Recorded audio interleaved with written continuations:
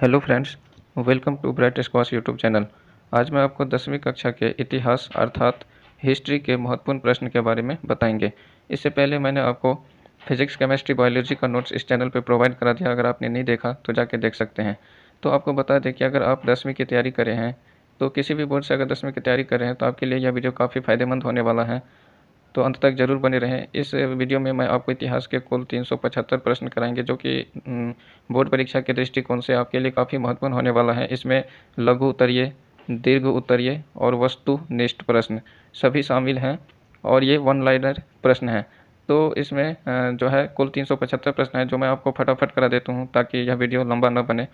तो चलिए शुरू करते हैं इस वीडियो को। सबसे पहला प्रश्न है, राष्ट्रवाद की अवधारणा कब से मानी जाती है? तो राष्ट्रवाद की अवधारणा 1789 की फ्रांसीसी क्रांति से मानी जाती है। याद रखना फ्रेंड्स, सभी प्रश्न जो है महत्वपूर्ण है। तो जो है एक बार फिर से बता दूं आपको कि राष्ट्रवाद की अवधारणा इसमें पूछ रहा है कि कब से मानी जाती है, तो 1789 फ्रांसीसी क्रांति से मानी जाती हैं। इसमें दो प्रश्न है। अगर पूछे कि फ्रांसीसी क्रांति कब हुई थी, तो 1789 में हुई थी। इसके बाद है कि 1789 की फ्रांसीसी क्रांति से पूर्व फ्रांस में किसका शासन था? बुर्बो राजवंश का शासन था। तो फ्रांस में जो है क्रांति हुई थी 1789 में, तो उसे हम फ्रांसीसी क्रांति के नाम से जानते हैं। कहते हैं इससे पहले फ्रांस में किसके शासन था? तो बुर्बो राजवंश का शासन था। इसके बाद है, फ्रांसीसी क्रांति के समय फ्रांस का शासक कौन था? लुई 16वां। तो फ्रांसीसी क्रांति जो कि 1789 ईस्वी में हुई थी, उस समय फ्रांस का शासक था लुई 16वां। याद रखना आपको। इसके बाद है, कन्वेंशन से लुई 16वां को गिलोटिन पर चढ़ाकर फांसी कब दी? तो 21 जनवरी 1793 को कन्वेंशन ने लुई 16वां को गिलोटिन पर चढ़ाकर फांसी कब दी? 21 जनवरी 1793 को फांसी दी गई। इसके बाद है, फ्रांस का राष्ट्रगान बन गया मार्सिले। तो फ्रांस का राष्ट्रगान क्या बन गया? मार्सिले बन गया। इसके बाद है, नेपोलियन बोनापार्ट ने फ्रांस में सत्ता पर अधिकार कब किया? 1799 ईस्वी में। डायरेक्टरी का शासन समाप्त करके 1799 ईस्वी में नेपोलियन बोनापार्ट ने फ्रांस की सत्ता पर अधिकार कर लिया। तो एक बार फिर से बता दूं आपको कि नेपोलियन बोनापार्ट ने फ्रांस की सत्ता पर अधिकार किया 1799 ईस्वी में और डायरेक्टरी शासन को समाप्त करके। इसके बाद है, नेपोलियन बोनापार्ट ने फ्रांस का सम्राट कब बना? 1804 ईस्वी में। तो नेपोलियन बोनापार्ट फ्रांस का सम्राट बना 1804 ईस्वी में। इसके बाद है, इटली में ट्रांसपैडेन एवं सिलसेपाइन गणराज्य तथा जर्मनी में राइन राज्य संघ की स्थापना किसने की? नेपोलियन ने। तो नेपोलियन जो है इटली में ट्रांसपैडेन एवं सिलसेपाइन और गणराज्य की स्थापना की, और जर्मनी में राइन राज्य संघ की स्थापना की। जर्मनी में राइन राज्य संघ की स्थापना की किसने? नेपोलियन ने। इसके बाद, ऑस्ट्रिया हंगरी किस साम्राज्य के अंतर्गत था? हैब्सबर्ग साम्राज्य के अंतर्गत था। ऑस्ट्रिया और हंगरी हैब्सबर्ग साम्राज्य के अंतर्गत था। इसके बाद, हंगरी की आधी आबादी कौन सी भाषा बोलती थी? मैग्यार। तो हंगरी की आधी आबादी जो थी वह मैग्यार भाषा बोलती थी। इसके बाद है, एक शुल्क संघ जिसका नाम था जौलवरीन, जो जर्मनी के राजनीतिक एकीकरण में महत्वपूर्ण योगदान दिया, की स्थापना किसने की? प्रशा ने किया था 1834 ईस्वी में। तो एक बार फिर से बता दूं आपको कि एक शुल्क संघ था जिसका नाम था जौलवरीन। यह जौलवरीन एक शुल्क संघ था जो कि जर्मनी के राजनीतिक एकीकरण में महत्वपूर्ण भूमिका निभाया था। तो जौलवरीन ने जर्मनी के राजनीतिक एकीकरण में महत्वपूर्ण भूमिका निभाया। कहते हैं इसकी स्थापना किसने करी? प्रशा ने करी थी। कब? 1834 ईस्वी में। इसके बाद है, वाटरलू का युद्ध कब हुआ था?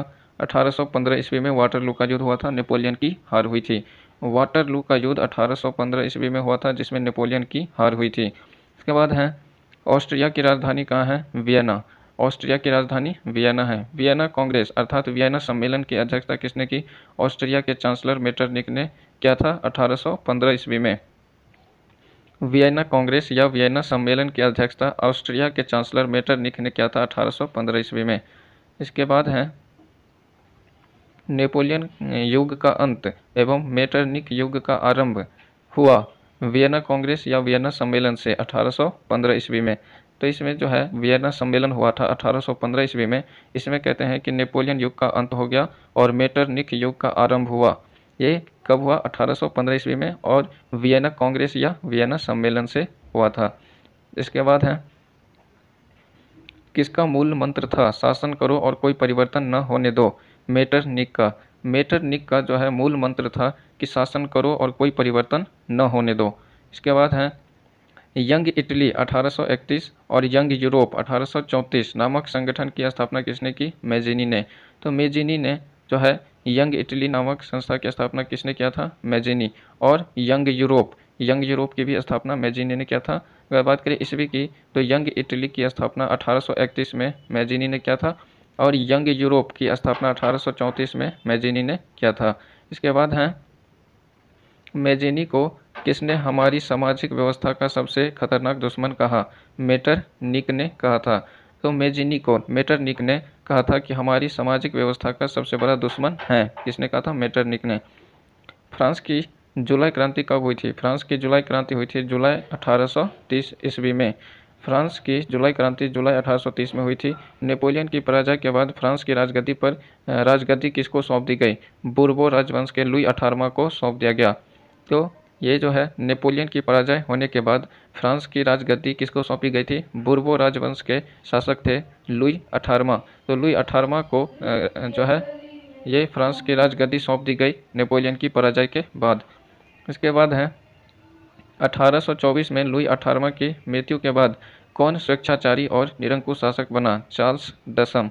तो चार्ल्स दसम जो है ये लुई 18वां की मृत्यु के बाद एक स्वेच्छाचारी और निरंकुश शासक बन गया। इसका नाम था चार्ल्स दसम। कब बना? 1824 ईस्वी में। इसके बाद है मैं अंग्रेजी राजा की भांति शासन करने की अपेक्षा लकड़ी काटना अधिक पसंद करूंगा। किसने कहा था? चार्ल्स दसम ने कहा था। चार्ल्स दसम ने क्या कहा था कि मैं अंग्रेजी राजा की भांति शासन करने की अपेक्षा लकड़ी काटना पसंद करूंगा। यह कथन किसका है? चार्ल्स दसम का है। 1830 में चार्ल्स दसम ने किसको अपना प्रधानमंत्री नियुक्त किया? पोलिगनेक को। तो चार्ल्स दसम ने 1830 ईस्वी में अपना प्रधानमंत्री नियुक्त किया पोलिगनेक को। उसके बाद है फ्रांस के इतिहास में गौरवशाली 3 दिन माने जाते हैं। 27, 28 और 29 जुलाई को जो है फ्रांस के इतिहास में गौरवशाली दिन माने जाते हैं 1830 ईस्वी को। तो 1830 ईस्वी का जो 27 जुलाई, 28 जुलाई और 29 जुलाई था वह फ्रांस के इतिहास में काफ़ी महत्वपूर्ण दिन माना जाता है, अर्थात गौरवशाली दिन माने जाते हैं। तो ये 3 दिन याद रखना है आपको, 27, 28 और 29 जुलाई। इसके बाद है जुलाई क्रांति 1830 में फ्रांस में बूर्बो वंश की सत्ता समाप्त हो गई। इसके बाद किसको राजगद्दी सौंपी गई?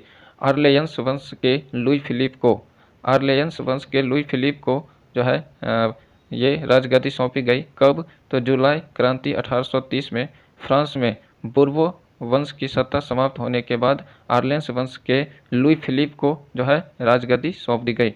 इसके बाद है किसने कहा था कि जब फ्रांस छींकता है तो बाकी यूरोप को सर्दी जुकाम हो जाता है? मेटरनिक ने कहा था। मेटरनिक ने कहा था कि जब फ्रांस छींकता है तो बाकी यूरोप को सर्दी जुकाम हो जाता है। यह कथन मेटरनिक का है। इसके बाद है गौरवपूर्ण क्रांति कब और कहाँ हुई? 1688 ईस्वी में इंग्लैंड में हुई। काफ़ी महत्वपूर्ण प्रश्न है, अक्सर पूछा जाता है एग्जाम में, याद रखना फ्रेंड्स, VVI है। तो ये जो है क्रांति कहते हैं गौरवपूर्ण क्रांति, कहाँ और कब हुई थी? तो गौरवपूर्ण क्रांति इंग्लैंड में हुई थी 1688 ईस्वी में। इसके बाद है 15वीं शताब्दी तक यूनान किस साम्राज्य के अंतर्गत आ गया था? ऑटोमन साम्राज्य के अंतर्गत आ गया था।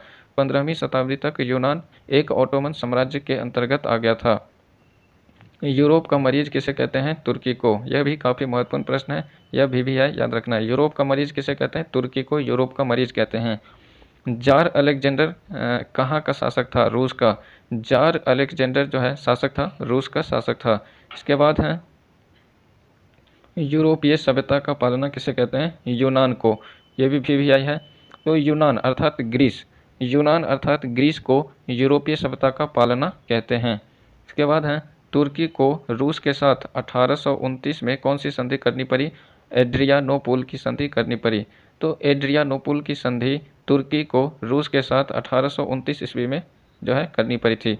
इसके बाद है 1832 में किस संधि के द्वारा स्वतंत्र यूनान राष्ट्र की स्थापना हुई? तो कुस्तुनतुनिया की संधि के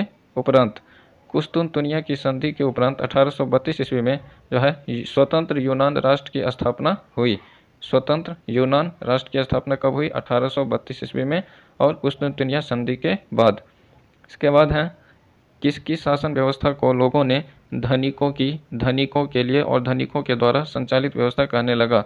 लुई फिलिप की शासन व्यवस्था को। तो लुई फिलिप की शासन व्यवस्था को लोगों ने धनिकों लोगों ने क्या कहा? धनिकों के लिए और धनिकों के द्वारा, यह शासन व्यवस्था है। सुधार भोज का आयोजन कहाँ किया गया था? पेरिस में। सुधार भोज का आयोजन पेरिस में किया गया था। सुधार भोज का आयोजन कहाँ किया गया था? पेरिस में। इसके बाद है इटली के एकीकरण में किन किन व्यक्तियों की महत्वपूर्ण भूमिका रही? तो इटली के एकीकरण में देख लेते हैं किस किस का महत्वपूर्ण भूमिका जो है, मेजिनी, काउंट काबूर और गैरीबाल्डी। मेजिनी, काबूर और गैरीबाल्डी की महत्वपूर्ण भूमिका थी इटली के एकीकरण में। कब? 1870 में एकीकरण हुआ। तो 1870 में जब इटली का एकीकरण हुआ उसमें महत्वपूर्ण भूमिका निभाने वाले मेजिनी, काउंट काबूर, गैरीबाल्डी थे। इसके बाद हैं मैसूर के किस शासक ने फ्रांसीसी क्रांति से प्रभावित होकर जैकोबिन क्लब की स्थापना की? टीपू सुल्तान। यह भी काफ़ी VVI प्रश्न है, यह याद रखना आपको। तो टीपू सुल्तान ने जो है, मैसूर के शासक थे टीपू सुल्तान, और फ्रांसीसी क्रांति से प्रभावित होकर जैकोबिन क्लब की स्थापना की। तो सीधी से क्वेश्चन आ सकता है कि जैकोबिन क्लब की स्थापना किसने की? जैकोबिन क्लब की स्थापना किसने की? टीपू सुल्तान ने। इसके बाद है स्वतंत्रता का प्रतीक वृक्ष किसने लगवाया? टीपू सुल्तान ने लगवाया, अपनी राजधानी श्रीरंगपट्टनम में लगवाया था। टीपू सुल्तान ने स्वतंत्रता का प्रतीक वृक्ष लगाया था। टीपू सुल्तान अपनी राजधानी श्रीरंगपट्टनम में लगाया था। इटली की राजधानी कहाँ है? रोम। इटली की राजधानी रोम में स्थित है। इटली की राजधानी है रोम। इसके बाद है इटली के एकीकरण का मसीहा किसे कहा जाता है? मेजिनी, तलवार, गैरीबाल्डी और काउंट काबूर को कहा जाता है। तो इटली के एकीकरण की मसीहा कहा जाता है मेजिनी, तलवार, गैरीबाल्डी और काउंट काबूर को इटली के एकीकरण का मसीहा कहा जाता है। और ऊपर आपने देखा कि इटली का एकीकरण कब संपन्न हुआ था? तो 1870 ईस्वी में इटली का एकीकरण संपन्न हुआ। याद रखना आपको, इटली का एकीकरण कब हुआ? 1870 ईस्वी में इटली का एकीकरण हुआ। 1870 ईस्वी में इटली का एकीकरण हुआ। इसके बाद हैं साहित्यकार मैकियावेली, दांते, जियोबर्टी तथा चार्ल्स एल्बर्ट का संबंध किस देश से है? इटली से हैं। तो ये सब कुछ प्रसिद्ध लेखक हैं अर्थात साहित्यकार हैं। कौन कौन? मैकियावेली, दांते, जियोबर्टी, चार्ल्स एल्बर्ट, ये सब इटली के साहित्यकार हैं जो कि काफ़ी प्रसिद्ध हैं, पूरे विश्व में प्रसिद्ध है। मैकियावेली, दांते, जियोबर्टी, चार्ल्स एल्बर्ट, याद रखना आपको। इसके बाद है इटली के गुप्त संगठन कार्बोनारी की स्थापना किसने की? कब हुआ? तो 1810 ईस्वी में हुआ था। तो यहाँ पे संगठन है कार्बोनारी। कार्बोनारी जो कि इटली का एक गुप्त संगठन था। कार्बोनारी क्या था? इटली का एक गुप्त संगठन था। इसकी स्थापना कब हुई थी? 1810 ईस्वी में कार्बोनारी की स्थापना हुई थी। इसके बाद है इटली के एकीकरण का पैगंबर या मसीहा कहा जाने वाला मेजिनी का जन्म कब और कहाँ हुआ था? 1805 ईस्वी में हुआ था। सार्डिनिया के जिनोवा नगर में हुआ था। तो इटली के एकीकरण का पैगंबर या मसीहा कहा जाता है किसको? मेजिनी को कहा जाता है। और इनका जन्म 1805 ईस्वी में सार्डिनिया और जिनेवा के नगर में हुआ था। 1805 ईस्वी में। तो आपको सीधी सी याद रखना है, इटली के एकीकरण का मसीहा किसे कहते हैं? मेजिनी को कहते हैं। इटली के एकीकरण का मसीहा मेजिनी को कहते हैं। अगर पूछ दे कि मेजिनी का जन्म कब हुआ था, तो 1805 ईस्वी में मेजिनी का जन्म हुआ था। इसके बाद है 1851 में फ्रेंड्स ऑफ इटली नामक संस्था का गठन किसने किया था? मेजिनी ने किया था। तो 1851 ईस्वी में फ्रेंड्स ऑफ इटली नामक संस्था का गठन किया था? मेजिनी ने किया था। इसके बाद है जनता जनार्दन तथा इटली का नारा किसने दिया था? मेजिनी। जनता जनार्दन तथा इटली का नारा दिया था? मेजिनी ने दिया था। इसके बाद है काउंट काबूर का जन्म कब हुआ? 1810 ईस्वी में हुआ था। मृत्यु कब हुई थी? 1861 ईस्वी में।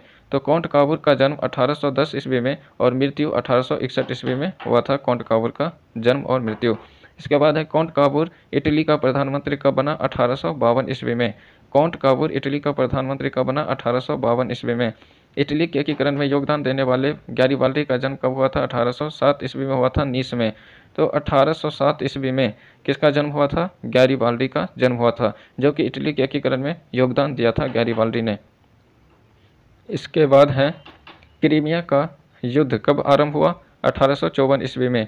तो ये अक्सर पूछा जाता है कि क्रीमिया का युद्ध कब हुआ? 1854 ईस्वी में आरंभ हुआ था क्रीमिया का युद्ध। इसके बाद है लाल कुर्ती नामक सैनिक संगठन की स्थापना किसने की? गैरीबाल्डी ने। याद रखना फ्रेंड्स, ये भी काफ़ी महत्वपूर्ण है, VVI हैं। तो गैरीबाल्डी ने लाल कुर्ती नामक सैनिक संगठन की स्थापना की थी। इसके बाद है गैरीबाल्डी की जीवनी किसने लिखी? लाला लाजपत राय। गैरीबाल्डी की जीवनी किसने लिखी? लाला लाजपत राय। ये लाला लाजपत राय ने गैरीबाल्डी की जीवनी लिखी। ये भी काफ़ी महत्वपूर्ण है, याद रखना आपको। इसके बाद है 1866 में ऑस्ट्रिया प्रसा में सेडोवा का युद्ध हुआ। इसमें कौन पराजित हुआ था? ऑस्ट्रिया। ऑस्ट्रिया पराजित हुआ था 1866 में जो है सेडोवा के युद्ध में। तो और ये दोनों कौन कौन से इस युद्ध में, सेडोवा का युद्ध में जो है ऑस्ट्रिया और प्रसा के बीच हुआ था 1866 ईस्वी में। 1866 ईस्वी में ऑस्ट्रिया और प्रसा के बीच युद्ध हुआ। उस युद्ध को सेडोवा के युद्ध के नाम से जानते हैं। इसमें ऑस्ट्रिया की पराजय हुई थी। इसके बाद है जर्मनी के संसद। जर्मनी के संसद का नाम क्या है? तो जर्मनी के संसद का नाम है डाइट। याद रखना फ्रेंड्स, काफ़ी महत्वपूर्ण है। जर्मनी के संसद का नाम क्या है? डाइट। अक्सर पूछा जाता है। इसके बाद है जर्मनी के एकीकरण में मुख्य भूमिका निभाया बिस्मार्क ने। जर्मनी के एकीकरण में मुख्य भूमिका निभाया बिस्मार्क ने, याद रखना। इसके बाद है बिस्मार्क का जन्म कब और कहाँ हुआ था? 1815 ईस्वी में ब्रेंडनबर्ग में हुआ था। तो बिस्मार्क का जन्म 1815 ईस्वी में ब्रेंडनबर्ग में हुआ था, जो कि जर्मनी के एकीकरण में महत्वपूर्ण भूमिका निभाया। कौन? बिस्मार्क। इसके बाद है रक्त और लौह की नीति किसने अपनाया? बिस्मार्क ने। बिस्मार्क ने रक्त और लौह की नीति अपनाया। इसके बाद है 10 मई 1871 को किस संधि द्वारा जर्मनी का एकीकरण पूरा हुआ? फ्रैंकफर्ट की संधि के द्वारा। फ्रैंकफर्ट की संधि के द्वारा 10 मई 1871 ईस्वी को जर्मनी का एकीकरण संपन्न हुआ। इसके बाद है औद्योगिक क्रांति। औद्योगिक क्रांति सबसे पहले कहाँ हुई? इंग्लैंड में। तो ऊपर आप पढ़ चुके हैं औद्योगिक क्रांति 1688 ईस्वी में कहाँ हुई थी? इंग्लैंड में हुई थी, याद रखना फ्रेंड्स। इसके बाद है कि इंग्लैंड में आदर्शवादी समाजवाद का जनक विख्यात उद्योगपति कौन थे? तो ये रॉबर्ट ओवेन थे।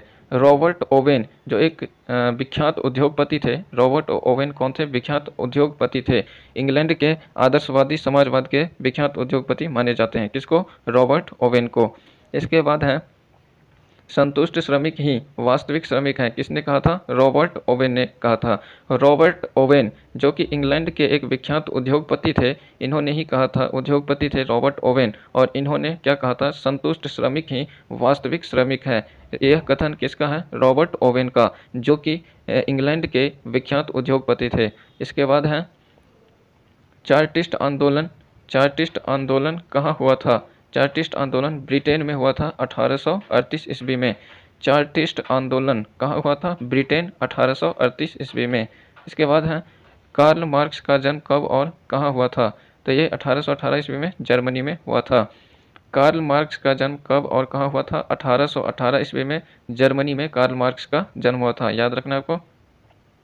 इसके बाद है कार्ल मार्क्स के पिता का नाम क्या था? कार्ल मार्क्स के पिता का नाम था हेनरिक मार्क्स, जो एक वकील थे। तो कार्ल मार्क्स के पिता का नाम था हेनरिक मार्क्स, वह पेशे से वकील थे। इसके बाद है कार्ल मार्क्स किससे प्रभावित था? रूसो और मॉन्टेस्क्यू से प्रभावित थे। कार्ल मार्क्स रूसो और मॉन्टेस्क्यू से प्रभावित थे। इसके बाद है दास कैपिटल के लेखक कौन है? Karl Marx. यह भी काफ़ी इंपॉर्टेंट है प्रश्न, याद रखना आपको। कार्ल मार्क्स के लेखक कौन थे? दास कैपिटल के लेखक कौन थे? Karl Marx. यह काफ़ी महत्वपूर्ण प्रश्न है, अक्सर पूछा जाता है कि दास कैपिटल के लेखक कौन है? Karl Marx. इसके बाद है समाजवादियों की बाइबिल कहा जाता है दास कैपिटल को। दास कैपिटल जो कि कार्ल मार्क्स के द्वारा लिखी गई थी, इसको क्या कहा जाता है? समाजवादियों का बाइबिल कहा जाता है। इसके बाद है आधुनिक समाजवाद का जनक किसे माना जाता है? कम्युनिस्ट मैनिफेस्टो, साम्यवादी घोषणा पत्र को माना जाता है।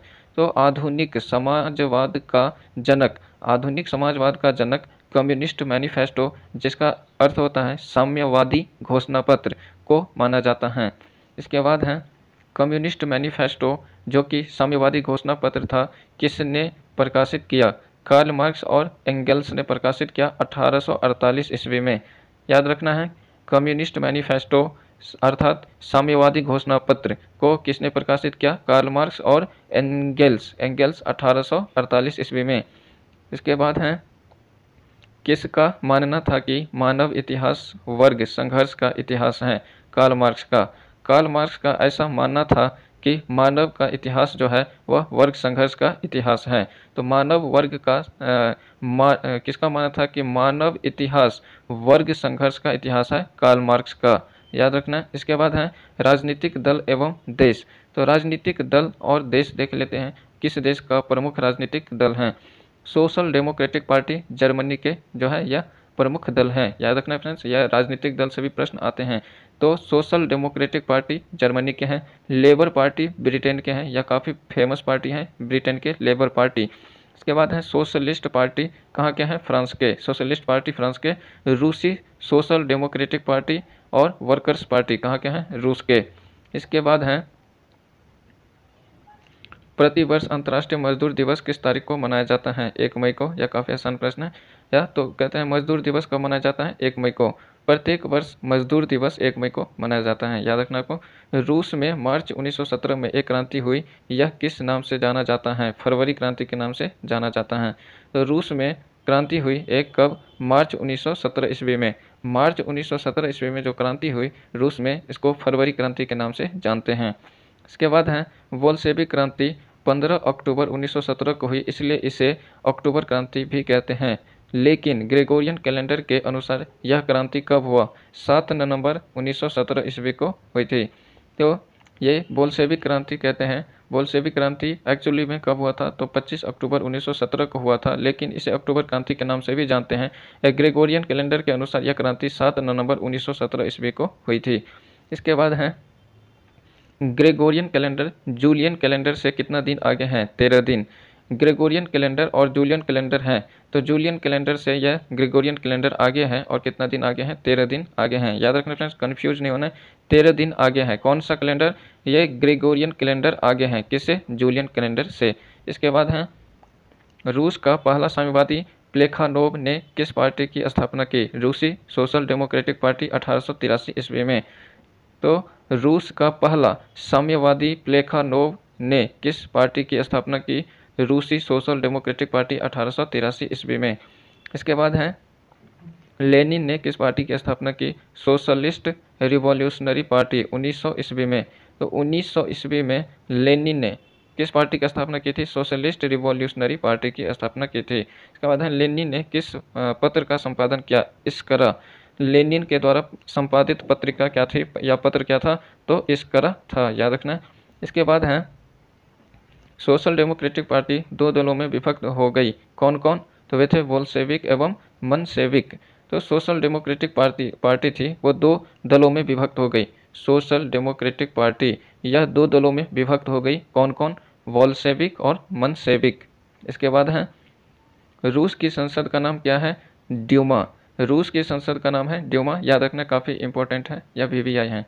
इसके बाद है रूस में 2 महत्वपूर्ण क्रांति हुई, कौन कौन, तो रूस में 2 महत्वपूर्ण क्रांति हुई, एक 1905 में और एक 1917 में हुई थी। तो रूस में 2 महत्वपूर्ण क्रांति हुई, 1917 में जो क्रांति हुई उसको बोल्शेविक क्रांति या रूसी क्रांति के नाम से भी जानते हैं 1917 की क्रांति को, और एक 1905 में भी क्रांति हुई थी। तो रूस की महत्वपूर्ण 2 क्रांति याद रखना है, एक 1905 में और एक 1907 में। 1907 की क्रांति को रूसी क्रांति या बोल्शेविक क्रांति के नाम से भी जानते हैं। इसके बाद है खूनी रविवार कब और कहाँ हुआ था, 9 जनवरी 1905 ईस्वी को रूस में हुआ था खूनी रविवार। तो खूनी रविवार काफ़ी प्रचलित है इतिहास में, और खूनी रविवार अगर पूछे कि कहाँ हुआ था और कब हुआ था, तो 9 जनवरी 1905 को रूस में हुआ था खूनी रविवार। इसके बाद है युद्ध और शांति। युद्ध और शांति जिसको अंग्रेजी में कहते हैं वार एंड पीस के लेखक कौन है, लियो टॉल्स्टॉय। तो लियो टॉल्स्टॉय जो है ये वार एंड पीस के लेखक हैं, याद रखना ये काफ़ी VVI प्रश्न है। तो Leo Tolstoy war and peace जिसका मतलब होता है युद्ध और शांति, इसके लेखक कौन है, लियो टॉल्स्टॉय। इसके बाद है उपन्यास फादर्स एंड सन्स के लेखक कौन है, इवान तुर्गनेव। उपन्यास फादर्स एंड सन्स, तो यहाँ पे उपन्यास है, यहाँ पे ये उपन्यास का नाम है फादर्स एंड सन्स, ये याद रखना फ्रेंड्स, फादर्स एंड सन्स के लेखक कौन है, इवान तुर्गनेव। इसके बाद है क्राइम एंड पनिशमेंट के लेखक कौन है, दोस्तोवस्की। क्राइम एंड पनिशमेंट के लेखक कौन है, दोस्तोवस्की। इसके बाद है माँ जिसका अंग्रेजी में नाम है द मदर के लेखक कौन है, मैक्सिम गोर्की। ये काफ़ी महत्वपूर्ण है, यह VVI है, याद रखना आपको। कहते हैं कि द मदर के लेखक कौन है, मैक्सिम गोर्की, या माँ के लेखक कौन है, Maxim Gorky.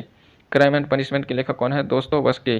Fathers and sons के लेखक कौन है? Ivan Turgenev. War and peace के लेखक कौन है? Leo Tolstoy. War and peace के लेखक कौन है? Leo Tolstoy.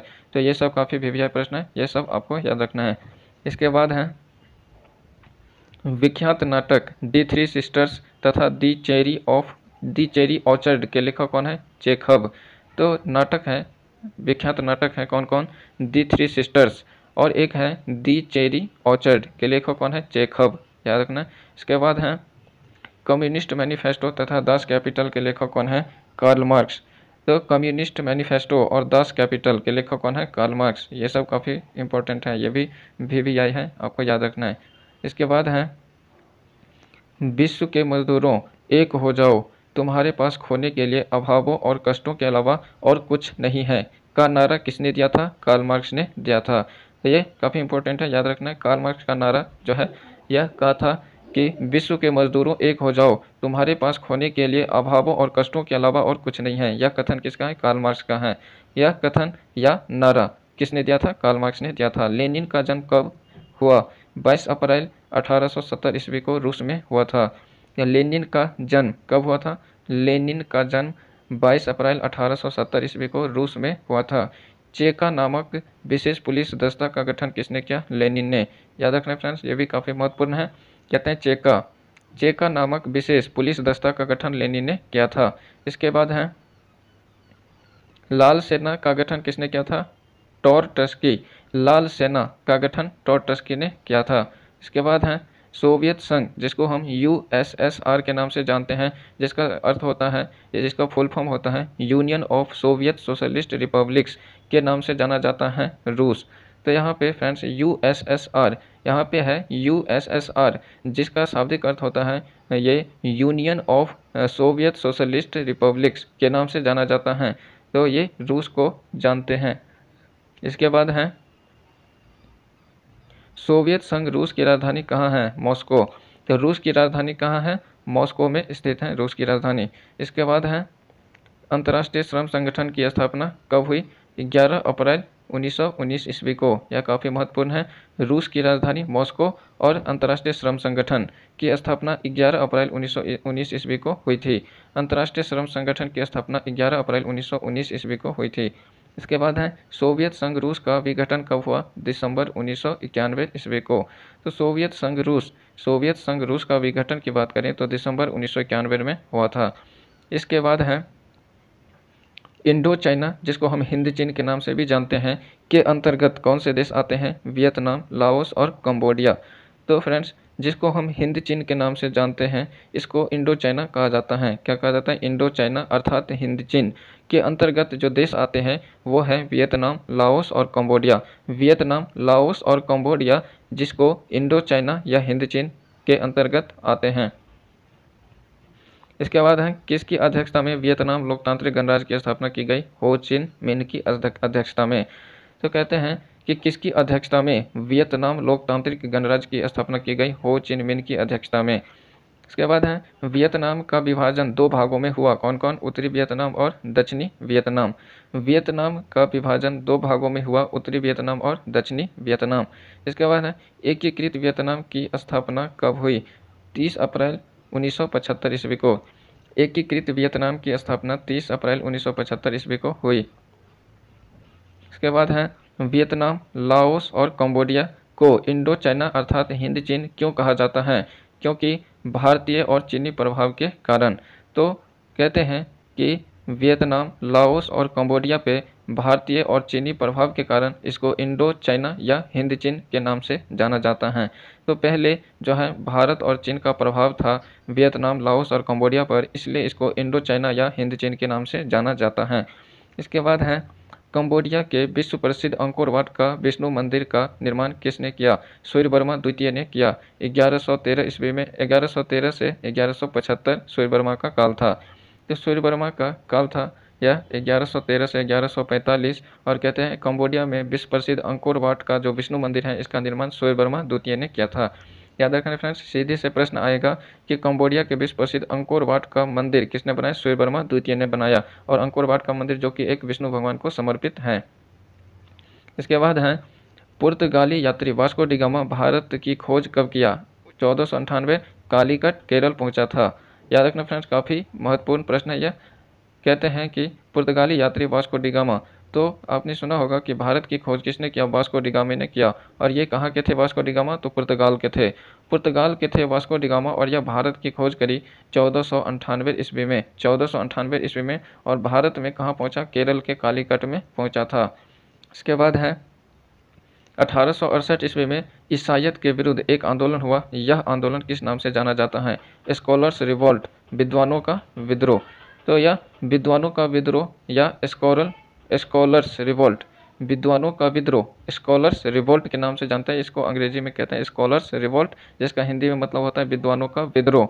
यह 1868 ईस्वी में ईसाईयत के विरुद्ध एक आंदोलन हुआ था। इसके बाद है होआ आंदोलन कब और कहाँ हुआ, 1939 ईस्वी में वियतनाम में हुआ। तो ये याद रखना फ्रेंड्स काफ़ी महत्वपूर्ण है। कहते हैं होआ आंदोलन कब और कहाँ हुआ था, 1939 में वियतनाम में हुआ था। इसके बाद है the history of the loss of Vietnam नामक पुस्तक की स्थापना कहते हैं कि the history of the loss of Vietnam नामक पुस्तक 1905 में किसने लिखी, फान बोई चाओ ने लिखी।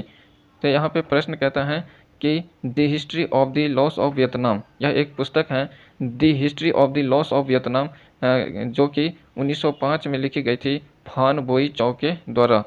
इसके बाद है फ्रेंड्स, अगर आपने ब्राइट स्क्वाश यूट्यूब चैनल को सब्सक्राइब नहीं करा तो अभी सब्सक्राइब करें, क्योंकि यह चैनल आपके लिए काफ़ी फ़ायदेमंद होने वाला है। इस पर क्वालिटी और इम्पोर्टेंट कंटेंट मिलता है आपको। तो देख लेते हैं अगला प्रश्न क्या है। पूर्व की ओर चलो का आंदोलन कहाँ हुआ था, वियतनाम में। यह आंदोलन हुआ था, कौन सा आंदोलन, पूर्व की ओर चलो आंदोलन।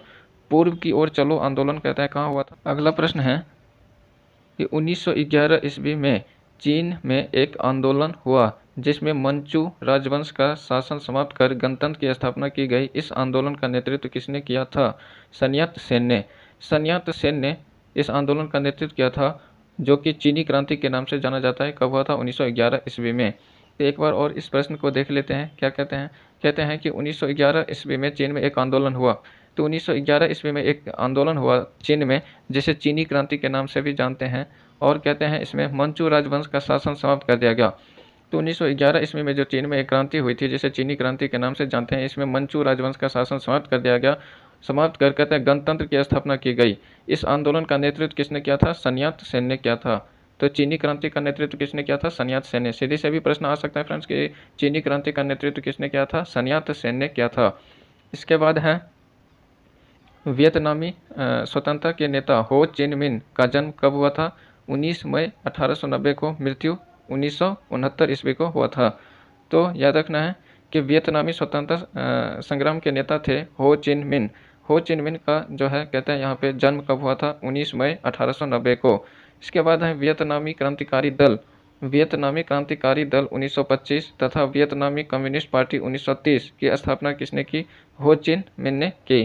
तो हो चिन मिन वियतनामी क्रांतिकारी दल जिसकी स्थापना 1925 ईस्वी में हुई, और वियतनामी कम्युनिस्ट पार्टी जिसकी स्थापना 1930 ईस्वी में हुई, इसकी स्थापना किसने किया, हो चिन मिन ने किया। इसके बाद है हो चिन मिन के द्वारा गठित किस संगठन ने गुरिल्ला युद्ध की नीति अपनाई, for the independence of Vietnam. For the independence of Vietnam जो हो चिन मिन के द्वारा गठित था, यह गुरिल्ला युद्ध की नीति अपनाई। इसके बाद है 6 मार्च 1946 को किन दो देशों के बीच हनोई समझौता हुआ, फ्रांस और वियतनाम के बीच। तो 6 मार्च 1946 को किन दो देशों के बीच हनोई समझौता हुआ था, फ्रांस और वियतनाम के बीच हुआ था हनोई समझौता। इसके बाद है 1954 के जेनेवा समझौता के दौरान हिंद चीन की दो देशों को स्वतंत्र कर दिया गया, लाओस और कंबोडिया। तो 1954 के जेनेवा समझौता के द्वारा हिंद चीन के दो देश थे, जो 1954 के जेनेवा समझौता के दौरान इसको स्वतंत्र कर दिया गया। वह दो देश कौन थे, लाओस और कंबोडिया थे। इसके बाद है 17वीं समानांतर रेखा किन दो देशों के बीच स्थित है, उत्तरी वियतनाम और दक्षिणी वियतनाम के बीच। याद रखना फ्रेंड्स, वियतनाम को दो भागों में बांटा गया, उत्तरी वियतनाम और दक्षिणी वियतनाम, और इनके बीच की रेखा को क्या कहा गया, 17वीं समानांतर रेखा। याद रखना इंपॉर्टेंट है। इसके बाद है वियतनामियों पर किसकी शिक्षा और उपदेशों का गहरा प्रभाव था, कन्फ्यूशियस का। कन्फ्यूशियस का काफ़ी गहरा प्रभाव था वियतनामियों पर। कहते हैं इनकी शिक्षा और उपदेशों का प्रभाव था किस पे? वियतनामियों पर। कन्फ्यूशियस जो है यह वियतनाम के थे। इसके बाद है माई ली हत्याकांड कब हुआ था? 1968 दक्षिणी वियतनाम में हुआ था। याद रखना फ्रेंड्स, काफ़ी जो है इंपॉर्टेंट है। तो माइली हत्याकांड कब और कहाँ हुआ? 1968 ईस्वी में दक्षिणी वियतनाम में माइली हत्याकांड हुआ था। इसके बाद है ट्रंग बहनों अर्थात जो है ट्रंग बहनों या त्रियुअयु का संबंध कहाँ से है? वियतनाम से हैं। ट्रंग बहनों और त्रियुअयु का संबंध कहाँ से है? वियतनाम से हैं। अगला प्रश्न है पहला टेलीविज़न युद्ध कहा गया? वियतनामी युद्ध को। तो पहला टेलीविज़न युद्ध किसे कहा गया? वियतनामी युद्ध को कहा गया। इसके बाद है फ्रांस ने फ्रेंच इंडो चाइना की स्थापना कब की? 1887 ईस्वी में। फ्रांस ने फ्रेंच इंडो चाइना की स्थापना कब की? 1887 में। हिंद चीन में आने वाले पहले यूरोपीय व्यापारी कौन थे? पुर्तगाली थे, 1510 ईस्वी में। कहते हैं कि हिंद चीन में जो है कोई यूरोपीय व्यापारी आया था, वह पहले व्यापारी कौन थे? पुर्तगाली। कब आया था? 1510 ईस्वी में। इसके बाद है भारत का प्रथम स्वतंत्रता संग्राम जिसे सिपाही विद्रोह के नाम से भी जानते हैं कब हुआ था? 1857 ईस्वी में हुआ था, जिसको हम 1857 की क्रांति के नाम से भी जानते हैं। तो ये काफ़ी महत्वपूर्ण प्रश्न है, यह काफ़ी इंपॉर्टेंट प्रश्न है, आपको याद रखना है। 1857 की क्रांति या स्वतंत्रता संग्राम कहते हैं, जिसको हम सिपाही विद्रोह के नाम से भी जानते हैं। यह कब हुआ था? 1857 ईस्वी को हुआ था। याद रखना है भारत का प्रथम स्वतंत्रता संग्राम या सिपाही विद्रोह या 1857 की क्रांति जो भी कहें, यह कब हुआ था? 1857 ईस्वी में हुआ था। इसके बाद है 1919 से 1947 तक के चरण में महात्मा गांधी की निर्णायक भूमिका थी। यह काल किस नाम से विख्यात हुआ? गांधी युग। तो फ्रेंड्स, अब हम गांधी युग में आ गए हैं। इससे पहले आपने देखा तो आउट ऑफ इंडिया का हिस्ट्री था, जो कि विदेशों से संबंधित था, और अब जो है इंडिया की हिस्ट्री के बारे में पढ़ेंगे, यहाँ से गांधी युग के बारे में पढ़ेंगे।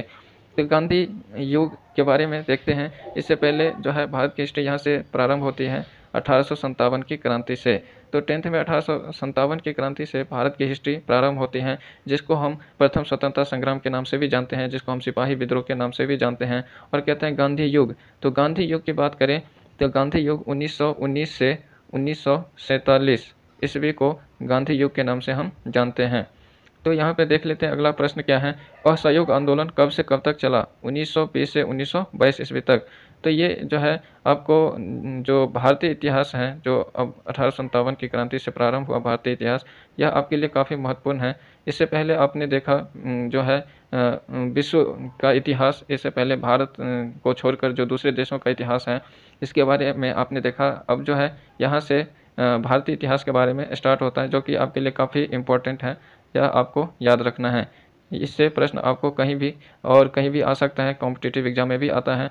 तो यहाँ से आपको कंसेप्ट क्लियर रखना है, ताकि आगे जाके दिक्कत ना हो और बोर्ड परीक्षा में भी काफ़ी आप मार्क उठा सको। तो यहाँ पे देख लेते हैं, कहते हैं असहयोग आंदोलन कब से कब तक चला? 1920 से 1922 ईस्वी तक असहयोग आंदोलन चला। इसके बाद है सविनय अवज्ञा आंदोलन कब से कब तक चला? 1930 ईस्वी से 1934 ईस्वी तक चला। 1930 से 1934 तक चला। फ्रेंड्स, इसमें जो है लघु उत्तरीय, दीर्घ उत्तरीय और वस्तुनिष्ठ प्रश्न दोनों हैं। तो अगर आपसे पूछ दे कि दीर्घ उत्तरीय में भी पूछ सकता है, और सहयोग आंदोलन से आप क्या समझते हैं, कब हुआ था, या सविनय अवज्ञा आंदोलन से आप क्या समझते हैं, तो यह सब आपको याद रखना है। और जो है इसमें दीर्घ उत्तरीय, लघु उत्तरीय भी है, और ये इसमें दिया हूँ मैं। अगर बात करें असहयोग आंदोलन की, तो मैं थोड़ा सा एक्सप्लेन करके बता दूं। असहयोग आंदोलन 1920 में स्टार्ट हुआ था और 1922 में समाप्त हुआ। तो असहयोग आंदोलन महात्मा गांधी ने स्टार्ट करा था। अंग्रेजों को जो है इसमें सहयोग नहीं करने के लिए कहा गया था, किसी भी क्षेत्र में अंग्रेजों को सहयोग नहीं करने के लिए कहा गया था। 1920 से 1922 ईस्वी में जो है यह आंदोलन हुआ था। इसके बाद सविनय अवज्ञा आंदोलन की बात करें तो सविनय अवज्ञा आंदोलन 1930 में जो है स्टार्ट हुआ और 1934 में ख़त्म हुआ। इसके बाद है भारत छोड़ो आंदोलन कब हुआ? तो 1942 ईस्वी में भारत छोड़ो आंदोलन हुआ, जिसमें महात्मा गांधी ने करो या मरो का नारा दिया था 1942 में भारत छोड़ो आंदोलन के दौरान। भारत छोड़ो आंदोलन कब हुआ? 1942 ईस्वी में। इसके बाद कहते हैं ब्रह्मा समाज की स्थापना किसने की? राजा राम मोहन राय, 1828 ईस्वी में। तो ब्रह्मा समाज की स्थापना किसने की? ब्रह्मा समाज, यहाँ पे है ब्रह्मा समाज की स्थापना किसने की? राजा राम मोहन राय, 1828 ईस्वी में। इसके बाद है आर्य समाज की स्थापना किसने की? दयानंद सरस्वती 1875 ईस्वी में। याद रखना ईस्वी भी इंपॉर्टेंट है, ईस्वी भी पूछा जाता है। आपको पूछ देगा कि आर्य समाज की स्थापना कब हुई थी? 1875 ईस्वी में हुई थी। आपको पूछ देगा कि ब्रह्म समाज की स्थापना कब हुई थी? ब्रह्म समाज की स्थापना कब हुई थी? 1828 ईस्वी में। इसके संस्थापक कौन थे? राजाराम मोहन राय। अगर बात करें आर्य समाज की स्थापना 1875 ईस्वी में हुई दयानंद सरस्वती के द्वारा। इसके बाद है प्रार्थना समाज की स्थापना किसने की? आत्मारंग पांडुरंग 1867 ईस्वी में जो है 1867 ईस्वी में प्रार्थना समाज की स्थापना आत्मारंग पांडुरंग ने की। इसके बाद है रामकृष्ण मिशन की स्थापना किसने की? स्वामी विवेकानंद 1897 ईस्वी में। रामकृष्ण मिशन की स्थापना स्वामी विवेकानंद के द्वारा 1897 ईस्वी में की गई। एशियाटिक सोसाइटी ऑफ बंगाल के संस्थापक कौन है? विलियम जोन्स 1784 ईस्वी में हुआ था। तो एशियाटिक सोसाइटी ऑफ बंगाल की स्थापना विलियम जोन्स ने 1784 ईस्वी में की। इसके बाद है किस विद्रोह के बाद महारानी विक्टोरिया ने अपनी ये सभी देशी रियासतों को अंग्रेजी अधिसत्ता में ले लिया? 1857 क्रांति के बाद। तो कहते हैं कि 1857 की क्रांति जो हुआ था, जिसको हम प्रथम स्वतंत्रता संग्राम के नाम से भी जानते हैं या सिपाही विद्रोह के नाम से भी जानते हैं। तो इस विद्रोह के बाद जो है विक्टोरिया महारानी जो थी विक्टोरिया, इन्हें सभी राज्यों को अंग्रेजी अधिसत्ता में मिला लिया। सभी राज्यों को अंग्रेजी अधिसत्ता में मिला लिया। कब? 1857 की क्रांति के बाद। इसके बाद है किस गवर्नर जनरल को भारत में पहली बार रेल डाक तार की व्यवस्था की? डलहौजी ने। कहते किस गवर्नर जनरल ने भारत में पहली बार रेल की, डाक की और तार की व्यवस्था की? डलहौजी ने। यह काफ़ी महत्वपूर्ण प्रश्न है, याद रखना आपको। डलहौजी के समय में ही डाक व्यवस्था और तार की व्यवस्था और रेल चली थी। तो जो है भारत में रेल भी चली थी किसके काल में? डलहौजी के काल में। इसके बाद है 1878 में वर्नाक्यूलर प्रेस एक्ट के द्वारा प्रेस पर प्रतिबंध किसने लगाया? लिटन ने लगाया। तो वर्नाक्यूलर प्रेस एक्ट के द्वारा प्रेस पर प्रतिबंध लगाने वाले जो है कौन थे? लिटन थे, याद रखना है, लिटन। इसके बाद है भारतीयों के हथियार रखने पर प्रतिबंध लगा दिया? आर्म्स एक्ट 1879 के द्वारा। तो आर्म्स एक्ट 1879 के द्वारा भारतीयों पर हथियार रखने के लिए प्रतिबंध लगा दिया गया। इसके बाद है इल्बर्ट बिल किसने लाया? रिपन ने। इल्बर्ट बिल जो है रिपन ने लाया था। ये सब काफ़ी इंपॉर्टेंट है, याद रखना है। इसके बाद है कलकत्ता कॉरपोरेशन एक्ट किसके द्वारा पारित किया गया? कर्जन के द्वारा। कलकत्ता कॉरपोरेशन एक्ट कर्जन के द्वारा पारित किया गया। इसके बाद है विश्वविद्यालय अधिनियम कब पारित हुआ? 1904 ईस्वी में। विश्वविद्यालय अधिनियम 1904 ईस्वी में पारित हुआ। इसके बाद है बंगाल का विभाजन किसने और कब किया? कर्जन के द्वारा किया गया 1905 ईस्वी में। तो बंगाल विभाजन कब हुआ? 1905 ईस्वी में। किसके द्वारा? कर्जन के द्वारा। तो ये बंगाल विभाजन 1905 कर्जन के द्वारा किया गया।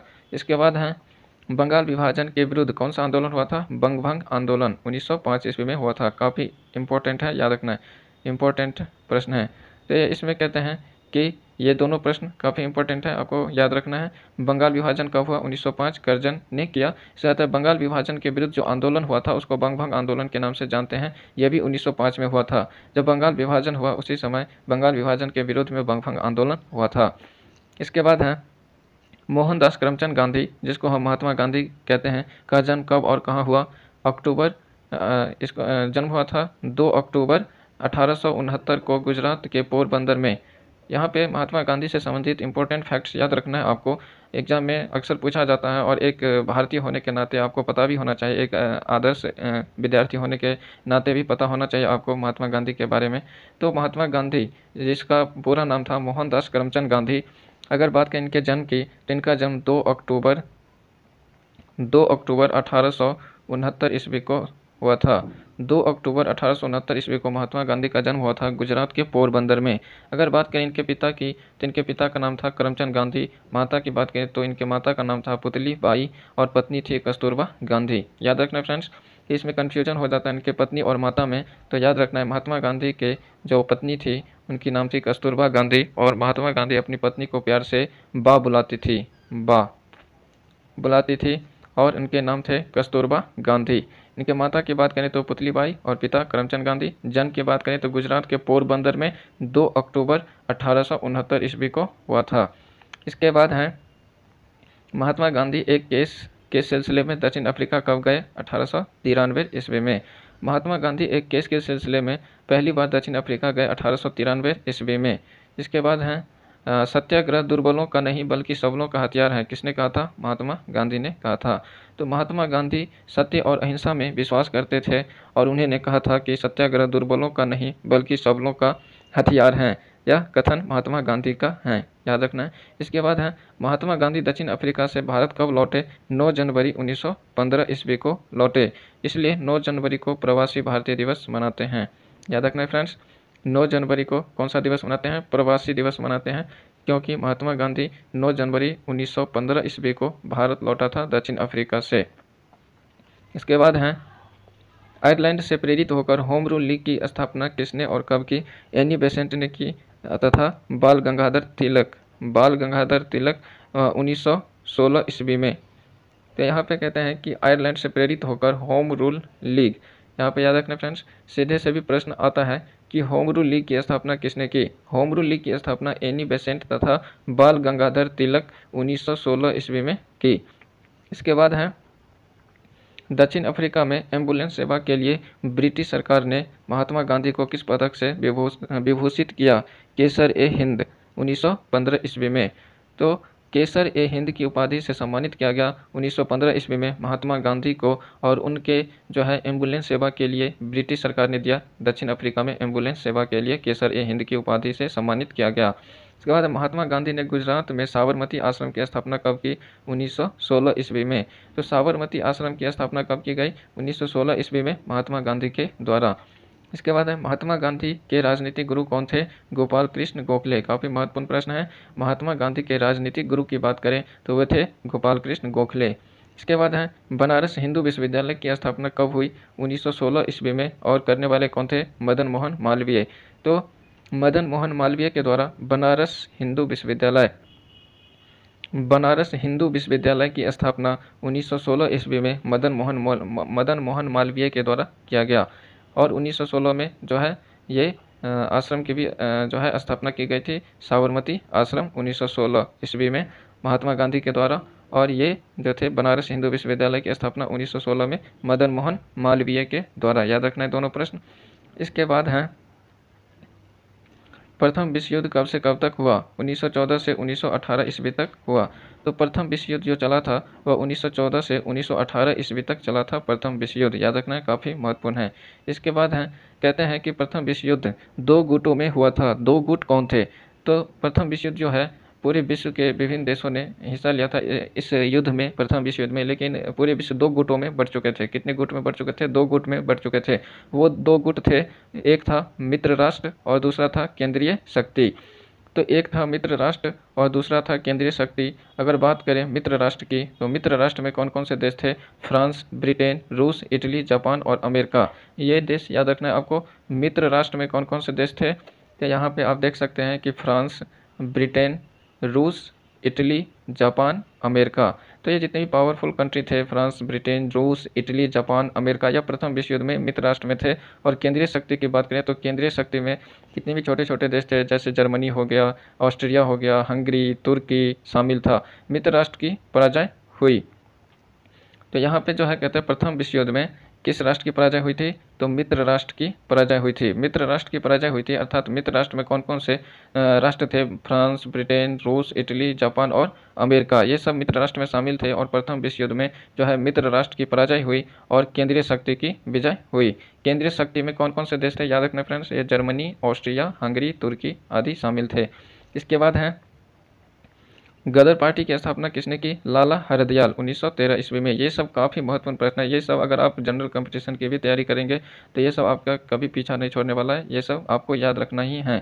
तो अगर आपको यह वीडियो में एक बार में कंसेप्ट क्लियर नहीं होता है तो आप 2 से 3 बार इस वीडियो को ज़रूर देखें, ताकि आपका पूरा से पूरा कंसेप्ट क्लियर हो जाए और एग्जाम में आप बेहतर करके आओ। तो यहाँ पे देख लेते हैं गदर पार्टी की स्थापना किसने की? लाला हरदयाल 1913 ईस्वी में गदर पार्टी की स्थापना की। 1914 ईस्वी में जर्मनी में भारतीय स्वाधीनता समिति की स्थापना किसने की? लाला हरदयाल ने की।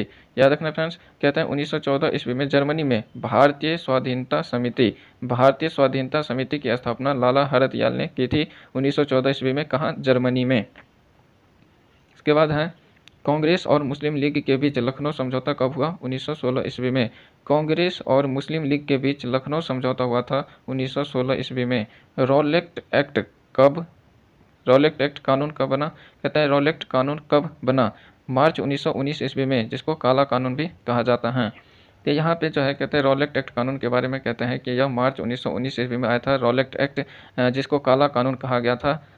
इसके बाद है कहते हैं किस कानून के विरोध में नारा दिया गया? बिना वकील, बिना दलील, बिना अपील। तो ये रॉलेट एक्ट को कहा जाता था। तो ये जो है रॉलेट एक्ट कब आया था? 1919, मार्च 1919 में आया। इसको काला कानून कहा गया। काला कानून इसलिए कहा गया क्योंकि इस कानून में क्या था? बिना वकील, बिना दलील, बिना अपील किसी भी व्यक्ति को कहीं भी किसी भी टाइम जो है गिरफ्तार किया जा सकता था, इसलिए इसको काला कानून कहा गया, रॉलेट एक्ट को। तो रॉलेट एक्ट क्या है? तो यह रॉलेट एक्ट एक कानून है जो 1919 ईस्वी में आया था। इस कानून के तहत किसी भी व्यक्ति को कहीं भी शक के संदेह के आधार पर भी गिरफ्तार किया जा सकता है, इसलिए कहा गया बिना वकील, बिना दलील और बिना अपील के कानून कहा गया। इसके बाद है जालियांवाला बाग हत्याकांड कब और कहाँ हुआ? 13 अप्रैल 1919 अमृतसर पंजाब में हुआ था और यह बैसाखी के दिन हुआ था। तो जालियांवाला बाग हत्याकांड भी हुआ था, यह रॉलेट एक्ट के विरोध में ही हुआ था, जालियांवाला बाग हत्याकांड। और कहते हैं यह जालियांवाला बाग हत्याकांड कहाँ हुआ था? 13 अप्रैल 1919 को अमृतसर में हुआ था। यह दिन याद रखना आपको, 13 अप्रैल 1919 को बैसाखी के दिन थे, अमृतसर में हुआ था। अमृतसर कहाँ है? पंजाब में। इसके बाद है जालियांवाला बाग हत्याकांड में गोली चलाने का आदेश किसने दिया था? जनरल डायर ने दिया था।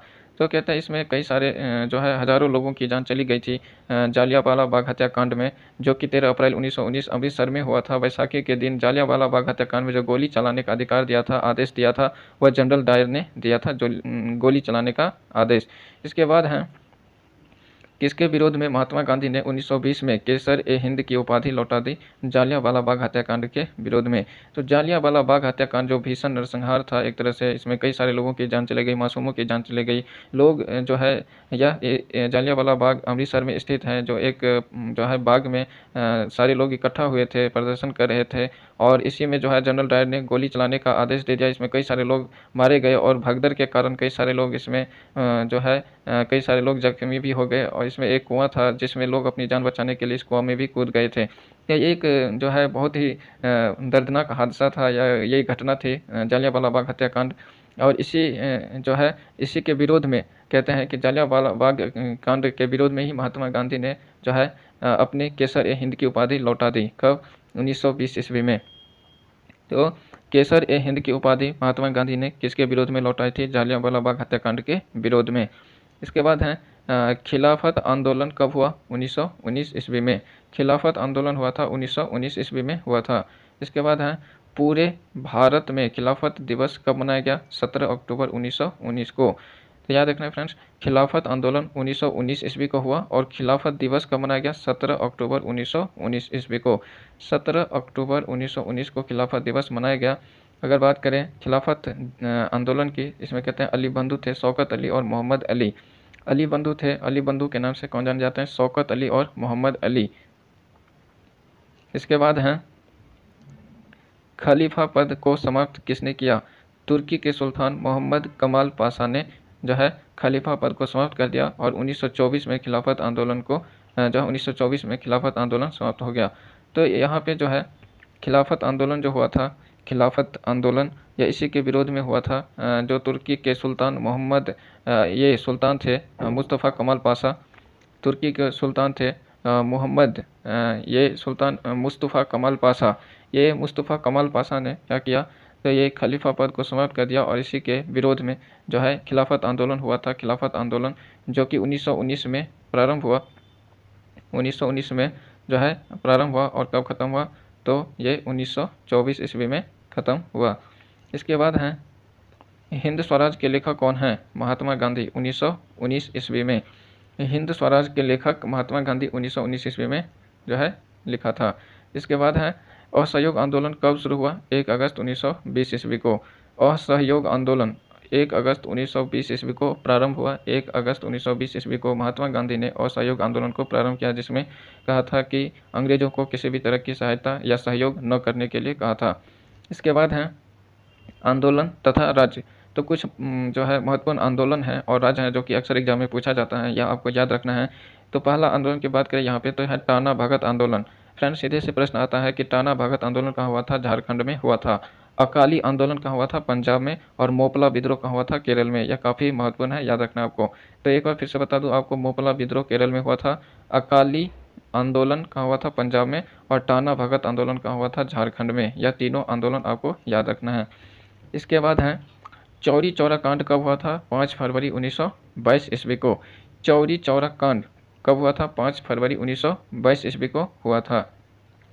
इसके बाद है 5 फरवरी 1922 को उत्तर प्रदेश के गोरखपुर के चौरी चौरा कांड में कितने पुलिस वाले जिंदा जले थे? 22 पुलिस वाले जिंदा जले थे। तो फ्रेंड्स अगर आपको पूछ भी दे कि चौरी चौरा कांड से आप क्या समझते हैं, इसके बारे में बताएं, चाहे लघुतरीय में पूछे या दीर्घोत्तरीय में पूछे, तो इसमें जो है सारे मैं ऑब्जेक्टिव टाइप बना के डाल दिया हूँ। इससे अगर आपने पूरा इसको सही से पढ़ लिया, समझ लिया, तो आप बेहतर जो है प्रश्न का उत्तर दे सकते हैं। जैसे अगर आपसे पूछे कि चौरी चौरा कांड से आप क्या समझते हैं, तो इसमें क्या लिखना होगा? आपको यही सब लिखना होगा जो इसमें जो है वन लाइनर प्रश्न आपको दिखता है। तो आप लिख सकते हैं कि चौरी चौरा कांड जो है 5 फरवरी 1922 ईस्वी को हुआ था, उत्तर प्रदेश के गोरखपुर में हुआ था, जिसमें जो है 22 पुलिसकर्मी जो है जिंदा जले थे। और इसमें आप कई जो है अगर आप बेहतर समझ गए तो आप जो है अपने से खुद से जो है बढ़िया से परिभाषा लिख सकते हैं, इसके बारे में विस्तार से एक्सप्लेन कर सकते हैं। इसके बाद है किस घटना की वजह से महात्मा गांधी ने 11 फरवरी 1922 ईस्वी को असहयोग आंदोलन बंद कर दिया? चौरी चौरा घटना की वजह से असहयोग आंदोलन को बंद कर दिया। तो याद रखना फ्रेंड्स, महात्मा गांधी जो है अहिंसा जो है चाहते थे, वो किसी भी तरह की हिंसा नहीं चाहते थे। तो जो है वह किसी भी तरह की हिंसा नहीं चाहते थे महात्मा गांधी, वह जो है शांतिपूर्ण जो है ये असहयोग आंदोलन करना चाहते थे। लेकिन जो है ये चौरी चौरा कांड जो हुआ था उत्तर प्रदेश के गोरखपुर में, जिसमें 22 पुलिसकर्मी जिंदा जल गए थे, इस घटना से काफ़ी जो है हतोत्साहित हो गए महात्मा गांधी, और क्या किया? तो असहयोग आंदोलन को स्थगित कर दिए। तो इसमें प्रश्न है कि किस घटना की वजह से महात्मा गांधी ने 11 फरवरी 1922 को असहयोग आंदोलन बंद कर दिया? चौरी चौरा घटना की वजह से। तो चौरी चौरा घटना की वजह से जो है महात्मा गांधी ने क्या कर दिया? यह असहयोग आंदोलन को 11 फरवरी 1922 को बंद कर दिया, स्थगित कर दिया। इसके बाद है 1923 में स्वराज पार्टी की स्थापना किसने की? चित्तरंजन दास और मोतीलाल नेहरू ने। तो 1923 ईस्वी में स्वराज पार्टी का गठन चित्तरंजन दास और मोतीलाल नेहरू के द्वारा किया गया। इसके बाद है जालियांवाला बाग हत्याकांड के लिए किस जांच समिति की स्थापना की गई? Hunter commission. जालियांवाला बाग जो आपने ऊपर पढ़ चुके, कहाँ हुआ था? अमृतसर में हुआ था जालियांवाला बाग हत्याकांड। इसकी जांच के लिए जो है एक समिति गठित की गई, इसका नाम था हंटर कमीशन। याद रखना, हंटर कमीशन जालियांवाला बाग हत्याकांड के जांच के लिए गठित की गई एक समिति थी। इसके बाद है ब्रिटिश सरकार ने साइमन आयोग का गठन कब किया? 1927 ईस्वी में। रिपोर्ट आया था जून 1930 ईस्वी में प्रकाशित हुआ था। याद रखना क्या है? ब्रिटिश सरकार ने साइमन आयोग का गठन कब किया? 1927 में। साइमन आयोग का गठन 1927 में किया। ये रिपोर्ट अपनी प्रकाशित किया जून 1930 में, अपनी रिपोर्ट प्रकाशित किया। और बात करें यहाँ पे साइमन आयोग के अध्यक्ष कौन थे? तो सर जॉन साइमन थे। साइमन आयोग के अध्यक्ष कौन थे? सर जॉन साइमन, जिसकी स्थापना 1927 ईस्वी में की गई थी। इसके बाद है साइमन आयोग भारत कब पहुंचा? तो 3 फरवरी 1928 ईस्वी को बम्बई में पहुंचा था। साइमन आयोग भारत कब पहुंचा? 3 फरवरी 1928 को बम्बई में पहुंचा था साइमन आयोग। इसके बाद है साइमन आयोग के विरोध में साइमन वापस जाओ के नारे क्यों लगे? इसके सभी 7 सदस्य ब्रिटिश थे। तो साइमन आयोग के जितने भी सदस्य थे वो सभी क्या थे? जितने भी 7 सदस्य थे वो सभी ब्रिटिश थे। इसलिए इसके विरोध में जो है साइमन वापस जाओ के नारे लगे थे। साइमन वापस जाओ के नारे लगे। साइमन कहाँ आया था? 3 फरवरी 1928 को बम्बई में आया था। साइमन आयोग की स्थापना की बात करें तो साइमन आयोग की स्थापना कब हुई थी? 1927 में।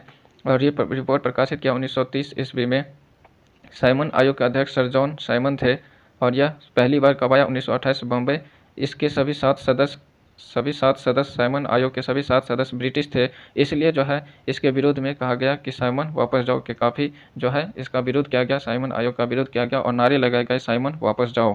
याद रखना फ्रेंड्स, ये सब प्रश्न जितने भी आप देख रहे हैं साइमन आयोग से, ये सब अगर आपको लघुतरी या दीर्घोत्तरी में भी पूछे तो आप जो है बेहतर लिख सकते हैं। इसके बाद हैं लाहौर में साइमन आयोग के विरोध प्रदर्शन के दौरान पुलिस की लाठी से घायल किस प्रदर्शनकारी की मृत्यु हो गई? तो यह जो है लाला लाजपत राय थे। लाला लाजपत राय की मृत्यु हो जाती है पुलिस की लाठीचार्ज से। वह जो है साइमन आयोग के विरोध कर रहे थे और यह प्रदर्शन विरोध प्रदर्शन के दौरान इनकी लाहौर में जो है, जब लाहौर में विरोध प्रदर्शन कर रहे थे लाला लाजपत राय, लाहौर में विरोध प्रदर्शन कर रहे थे लाला लाजपत राय। किसके विरोध प्रदर्शन कर रहे थे? साइमन आयोग के। इसी प्रदर्शन के दौरान जो है पुलिस की लाठी चार्ज से जो है ये घायल हो जाते हैं लाला लाजपत राय घायल हो जाते हैं और बाद में इनकी मृत्यु हो जाती है। ऑल इंडिया मुस्लिम कांग्रेस की स्थापना किसने की? आगा खां और मोहम्मद शफी। तो यहाँ पे हैं आगा खां और मोहम्मद शफी ने ऑल इंडिया मुस्लिम कांग्रेस की स्थापना की। इसके बाद हैं नवंबर 1928 में इंडिपेंडेंस लीग की स्थापना किसने की? जवाहरलाल नेहरू और सुभाष चंद्र बोस। नवंबर 1928 ईस्वी में इंडिपेंडेंस लीग की स्थापना किसने की? जवाहरलाल नेहरू और सुभाष चंद्र बोस ने की। इसके बाद है कांग्रेस के किस अधिवेशन में पूर्ण स्वाधीनता की मांग रखी गई? लाहौर अधिवेशन, जो कि कब हुआ था? दिसंबर 1929 में हुआ था। फ्रेंड्स, इसमें जो है एक ही, अगर वन लाइनर की बात करें तो इसमें एक प्रश्न में आपको कई सारे प्रश्न मिल जाएंगे। अगर आपने सही से पढ़ लिया तो आपका एक भी प्रश्न नहीं छूटेगा। यहाँ पे आप देख सकते हैं, सिर्फ यहाँ नहीं, आपको जितने भी ऊपर प्रश्न बताए हैं सब में जो है इतना विस्तार से, इतना जो है बढ़िया से एक्सप्लेन करके यह नोट बनाया गया। आपने अगर सही से पढ़ लिया तो आपका एक भी प्रश्न जो है एग्जाम में नहीं छूटेगा। और मैं कहता हूँ कि आप इस वीडियो को कम से कम 2 से 3 बार अवश्य देखें, यह जो है आपके लिए रामबाण सिद्ध होगा। तो यहाँ पे आप देख सकते हैं कि एक ही प्रश्न में कितने सारे प्रश्न छुपे हैं। तो यहाँ पे प्रश्न है कि नवंबर 1928 में इंडिपेंडेंस लीग की स्थापना किसने की? जवाहरलाल नेहरू और सुभाष चंद्र बोस। अगर आपको पूछ दे कि इंडिपेंडेंस लीग की स्थापना कब हुई, तो यहाँ पर आप देख सकते हैं कि 1928 में हुई, नवंबर 1928 में हुई। अगर पूछ दे कि इंडिपेंडेंस लीग की स्थापना किसने की, तो जवाहरलाल नेहरू और सुभाष चंद्र बोस। यहाँ बात करें कांग्रेस के किस अधिवेशन में पूर्ण स्वाधीनता की मांग रखी गई? लाहौर अधिवेशन, जो कि कब हुआ था? 1929, दिसंबर 1929 में। अब यहाँ पे एक ही प्रश्न में 2 प्रश्न छुपा है। आपको पूछ दे कि पूर्ण स्वाधीनता की मांग कब रखी गई? अगर ईस्वी की बात करें तो दिसंबर 1929 ईस्वी में रखी गई थी पूर्ण स्वाधीनता की मांग, दिसंबर 1929 में। अगर बात करें किस अधिवेशन में, तो यह लाहौर अधिवेशन में रखी गई थी पूर्ण स्वाधीनता की मांग। कांग्रेस के अधिवेशन थे लाहौर का अधिवेशन। इसके बाद है पूरे देश में पूर्ण स्वाधीनता दिवस कब मनाया गया? 26 जनवरी 1930 ईस्वी को। तो पूरे देश में पूर्ण स्वाधीनता दिवस मनाया गया, ये स्वतंत्रता दिवस है, पूर्ण स्वतंत्रता दिवस। पूर्ण स्वतंत्रता दिवस कब मनाया गया? 26 जनवरी 1930 ईस्वी को। 26 जनवरी 1930 ईस्वी को पूरे देश में पूर्ण स्वतंत्रता दिवस मनाया गया। इसके बाद है सविनय अवज्ञा आंदोलन कब हुआ? 1930 ईस्वी में। सविनय अवज्ञा आंदोलन कब हुआ? 1930 ईस्वी में। काफ़ी महत्वपूर्ण है, याद रखना है। इसके बाद है सविनय अवज्ञा आंदोलन किस सत्याग्रह के से आरंभ हुआ? नमक सत्याग्रह से आरंभ होता है ये सविनय अवज्ञा आंदोलन 1930 ईस्वी में। तो यहाँ पर कहते हैं कि सविनय अवज्ञा आंदोलन किस सत्याग्रह से आरंभ होता है? तो यह नमक सत्याग्रह से आरंभ होता है 1930 ईस्वी में, जो कि दांडी मार्च या दांडी यात्रा कहते हैं। यह प्रारंभ हुआ था 12 मार्च 1930 ईस्वी को। याद रखना फ्रेंड्स, नमक सत्याग्रह, नमक बनाकर जो है नमक कानून का उल्लंघन किया था, जिसको हम दांडी यात्रा के नाम से भी जानते हैं। दांडी, जो कि गुजरात में स्थित है। दांडी यात्रा प्रारंभ हुआ था 12 मार्च 1930 ईस्वी को। 12 मार्च 1930 ईस्वी को दांडी यात्रा प्रारंभ हुआ था। इसमें जो है गांधी के साथ कई सारे जो है अनुयायी इनके साथ गए थे और नमक बनाकर जो है नमक कानून का उल्लंघन किया था। तो यही थे दांडी यात्रा या नमक सत्याग्रह, जो है यह सविनय अवज्ञा आंदोलन से जो है यह प्रारंभ हुआ था 1930 ईस्वी में। इसके बाद है गांधी जी ने साबरमती आश्रम से अपने 78 सहयोगियों के साथ दांडी यात्रा जिस पर नमक सत्याग्रह कब शुरू किया? 12 मार्च 1930 ईस्वी को। तो इसमें जो है ज़्यादा एक्सप्लेन करने की जरूरत भी नहीं है फ्रेंड, जितने भी प्रश्न बन सकते हैं इसमें सारे जो है आपको दिख जाएगा। जो है आप अगर सही से पढ़ लिए तो एक भी प्रश्न आपको नहीं छूटेगा। यहाँ पे आप देख सकते हैं एक ही प्रश्न में कई सारे प्रश्न छुपे हैं। अगर बात करें, यहाँ पे कहते हैं कि गांधी जी ने साबरमती आश्रम से 78 सहयोगियों के साथ दांडी यात्रा कब शुरू किया? 12 मार्च 1930 ईस्वी को शुरू किया। तो आप देख सकते हैं, अगर पूछे कितने सहयोगियों के साथ, 78 सहयोगियों के साथ। कहाँ से? साबरमती आश्रम से। अगर बात करें तो कब? 12 मार्च 1930 को। अब यहाँ पे देख लेते हैं, यहाँ पे कहते हैं कि दांडी यात्रा का उद्देश्य नमक बनाकर नमक कानून को भंग करना था। इस लंबी यात्रा में 24 दिनों में 240 मील की दूरी तय कर किस तारीख को दांडी पहुँचा गया? 6 अप्रैल 1930 ईस्वी को। तो यहाँ पे देख सकते हैं आप कि दांडी यात्रा 12 मार्च 1930 ईस्वी को प्रारंभ हुआ और यह दांडी कब पहुँचा गया? तो यह 6 अप्रैल 1930 ईस्वी को पहुँच गया। तो 12 मार्च से 6 अप्रैल तक यह दांडी यात्रा चला। 12 मार्च से 6 अप्रैल तक दांडी यात्रा चला 1930 ईस्वी को, जो कि एक नमक कानून के विरोध में चला था। नमक कानून का उल्लंघन करना था, नमक सत्याग्रह था, एक तरह से क्या था, नमक सत्याग्रह। दांडी यात्रा का सीधा सा उद्देश्य था नमक बनाकर जो है नमक कानून का जो है उल्लंघन करना, उसका जो है विरोध करना। तो यहाँ पे जो है 24 दिनों तक चला था यह यात्रा। कितने दिन तक चला था? 12 मार्च से 6 अप्रैल तक 24 दिनों तक चला। और इसमें कहते हैं कि 240 मील की दूरी तय की गई। इसके बाद है सीमांत गांधी किसे कहते हैं? खान अब्दुल गफ्फार खान को सीमांत गांधी के नाम से जानते हैं। सीमांत गांधी के नाम से कौन जाना जाता है? खान अब्दुल गफ्फार खान, काफ़ी महत्वपूर्ण है। इसके बाद है खुदाई खिदमतगार लाल कुर्ती वोल का गठन किसने किया था? खान अब्दुल गफ्फार खान। तो यहाँ पे कहते हैं खुदाई खिदमतगार का गठन किसने किया था? खान अब्दुल गफ्फार खान। या लाल कुर्ती वोल का गठन किसने किया था? खान अब्दुल गफ्फार खान। इसके बाद है 1928 ईस्वी में दिल्ली में हिंदुस्तान सोशलिस्ट रिपब्लिकन आर्मी की स्थापना की गई। इसके प्रमुख नेता कौन थे? चंद्रशेखर आज़ाद, भगत सिंह, जतीन दास तथा अजय घोष। कहते हैं 1928 ईस्वी में दिल्ली में हिंदुस्तान सोशलिस्ट रिपब्लिकन आर्मी की स्थापना की गई। इसके प्रमुख नेता की बात करें तो चंद्रशेखर आज़ाद, भगत सिंह, जतीन दास, अजय घोष, ये सब थे। इसके बाद हैं 1929 में भगत सिंह और बटुकेश्वर दत्त ने किसके विरोध में केंद्रीय विधानसभा में बम फेंका था? श्रमिक विवाद अधिनियम के विरोध में बटुकेश्वर दत्त और भगत सिंह ने 1929 में जो है केंद्रीय विधानसभा में बम फेंका था। याद रखना फ्रेंड्स, श्रमिक विवाद अधिनियम के विरोध में 1929 में भगत सिंह और बटुकेश्वर दत्त ने केंद्रीय विधानसभा में बम फेंका था। इसके बाद है भगत सिंह, सुखदेव और राजगुरु को कब फांसी दी गई? 23 मार्च 1931 को। भगत सिंह, सुखदेव और राजगुरु को जो है फांसी दी गई 23 मार्च 1931 को। इसके बाद है प्रथम गोलमेज सम्मेलन कब हुआ? नवंबर 1930 से जनवरी 1931 तक। तो आप सीधी से भी याद रख सकते हैं कि 1930 से 1931 तक प्रथम गोलमेज सम्मेलन हुआ था। इसके बाद है गांधी इरविन समझौता कब हुआ? 5 मार्च 1931 को, जिसको हम दिल्ली पैक्ट के नाम से भी जानते हैं।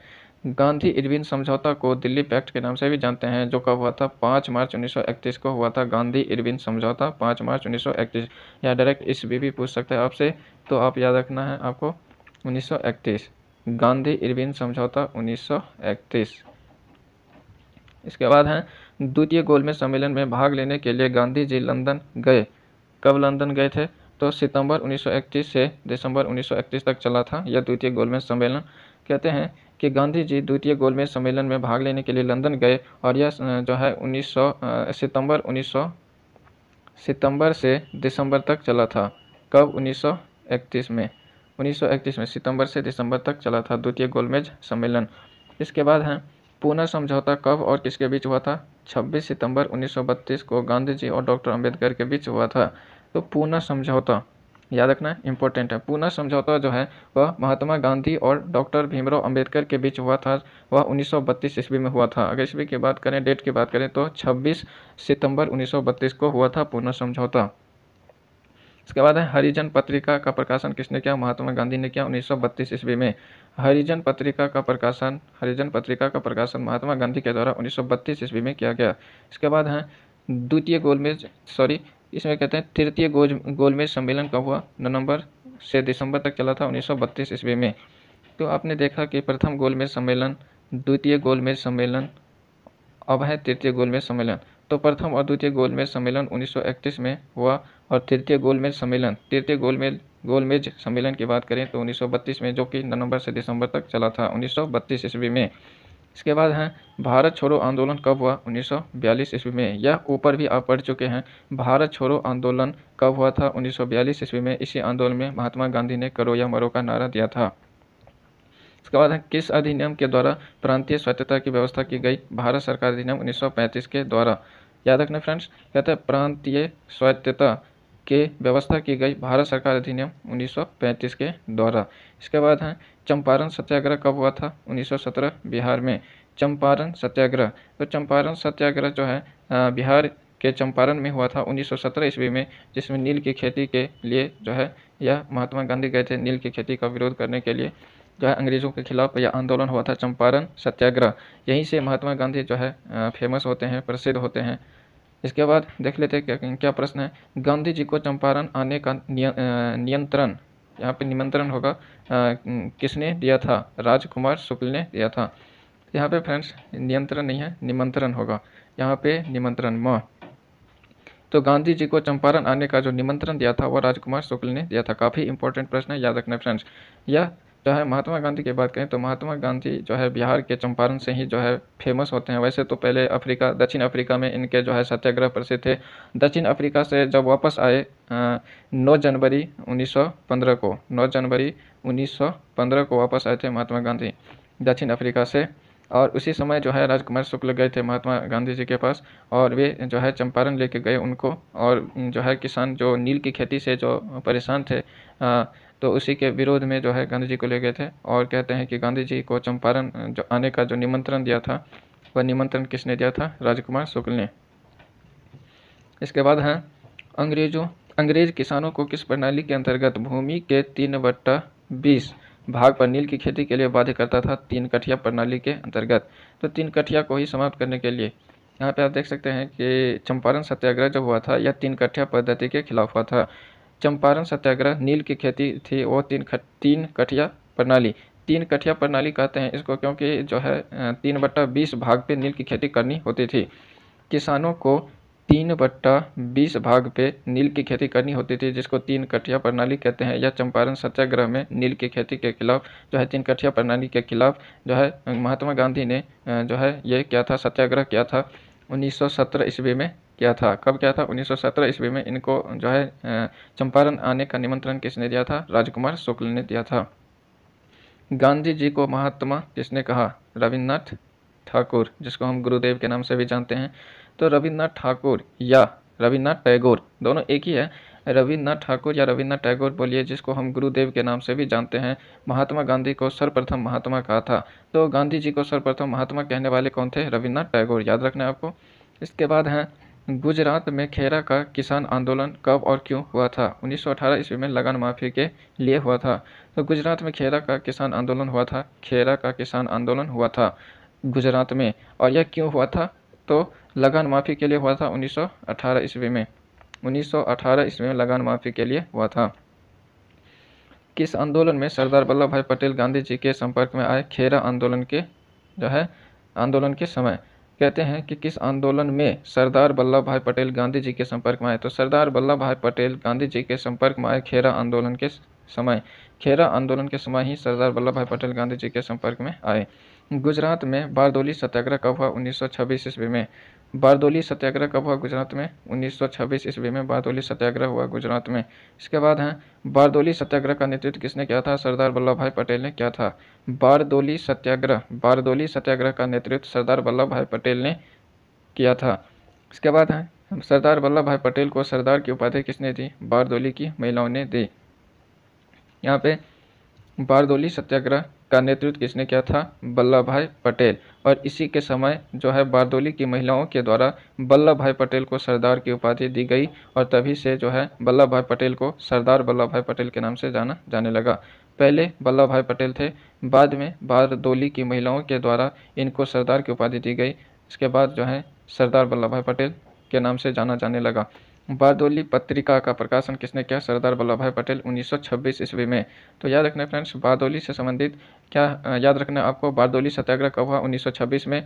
वल्लभ भाई पटेल को सरदार की उपाधि किसने दी, बारदोली की महिलाओं ने। सरदार ये कहते हैं कि बारदोली पत्रिका का प्रकाशन किसने किया, सरदार वल्लभ भाई पटेल, कब, 1926 ईस्वी में। ये प्रश्न आपको याद रखना है। इसके बाद है बारदोली सत्याग्रह लगान वृद्धि के विरोध में हो रहा था, इसको 30% से घटाकर कितना किया, 6.3%। तो यहाँ पे आपने देखा कि बारदोली सत्याग्रह, यहाँ पे बारदोली सत्याग्रह देखा, बारदोली सत्याग्रह का नेतृत्व किसने किया था, सरदार वल्लभ भाई पटेल। कब हुआ था, 1926 ईस्वी में हुआ था। कहते हैं इसमें जो है ये लगान वृद्धि कितना था, 30% था। कितना था इसमें, 30% लगान वृद्धि था। और 30% लगान वृद्धि था, इसको घटाकर कितना कर दिया गया था, तो 6.3% कर दिया गया था लगान वृद्धि। इसके बाद है एका आंदोलन कहाँ हुआ था, उत्तर प्रदेश में। एका आंदोलन कहाँ हुआ था, उत्तर प्रदेश में हुआ था। मोपला का सबसे बड़ा विद्रोह कब हुआ, 1921 ईस्वी में। मोपला का सबसे बड़ा विद्रोह कब हुआ, 1921 ईस्वी में केरल में हुआ था। याद रखना आपको, मोपला विद्रोह कहाँ हुआ था? केरल में। आप ऊपर भी पढ़ चुके हैं, मोपला विद्रोह बताया था। और यह कब हुआ था? 1921 ईस्वी में हुआ था। एका आंदोलन याद रखना आपको, एका आंदोलन कहाँ हुआ था? उत्तर प्रदेश में। इसके बाद है अवध किसान सभा का गठन कब हुआ? 1920 से 1921 ईस्वी में। 1920 से 1921 ईस्वी में हुआ था अवध किसान सभा का गठन। इसके बाद है 1929 में सोनपुर में प्रांतीय किसान सभा की स्थापना किसने की? स्वामी सहजानंद। तो प्रांतीय किसान सभा याद रखना फ्रेंड्स, यहाँ पे प्रश्न है प्रांतीय किसान सभा का गठन स्वामी सहजानंद के द्वारा 1929 सोनपुर में किया गया। पूरे देश में किसान दिवस कब मनाया गया? 1 सितंबर 1936 ईस्वी को। पूरे देश में किसान दिवस 1 सितंबर 1936 ईस्वी को मनाया गया।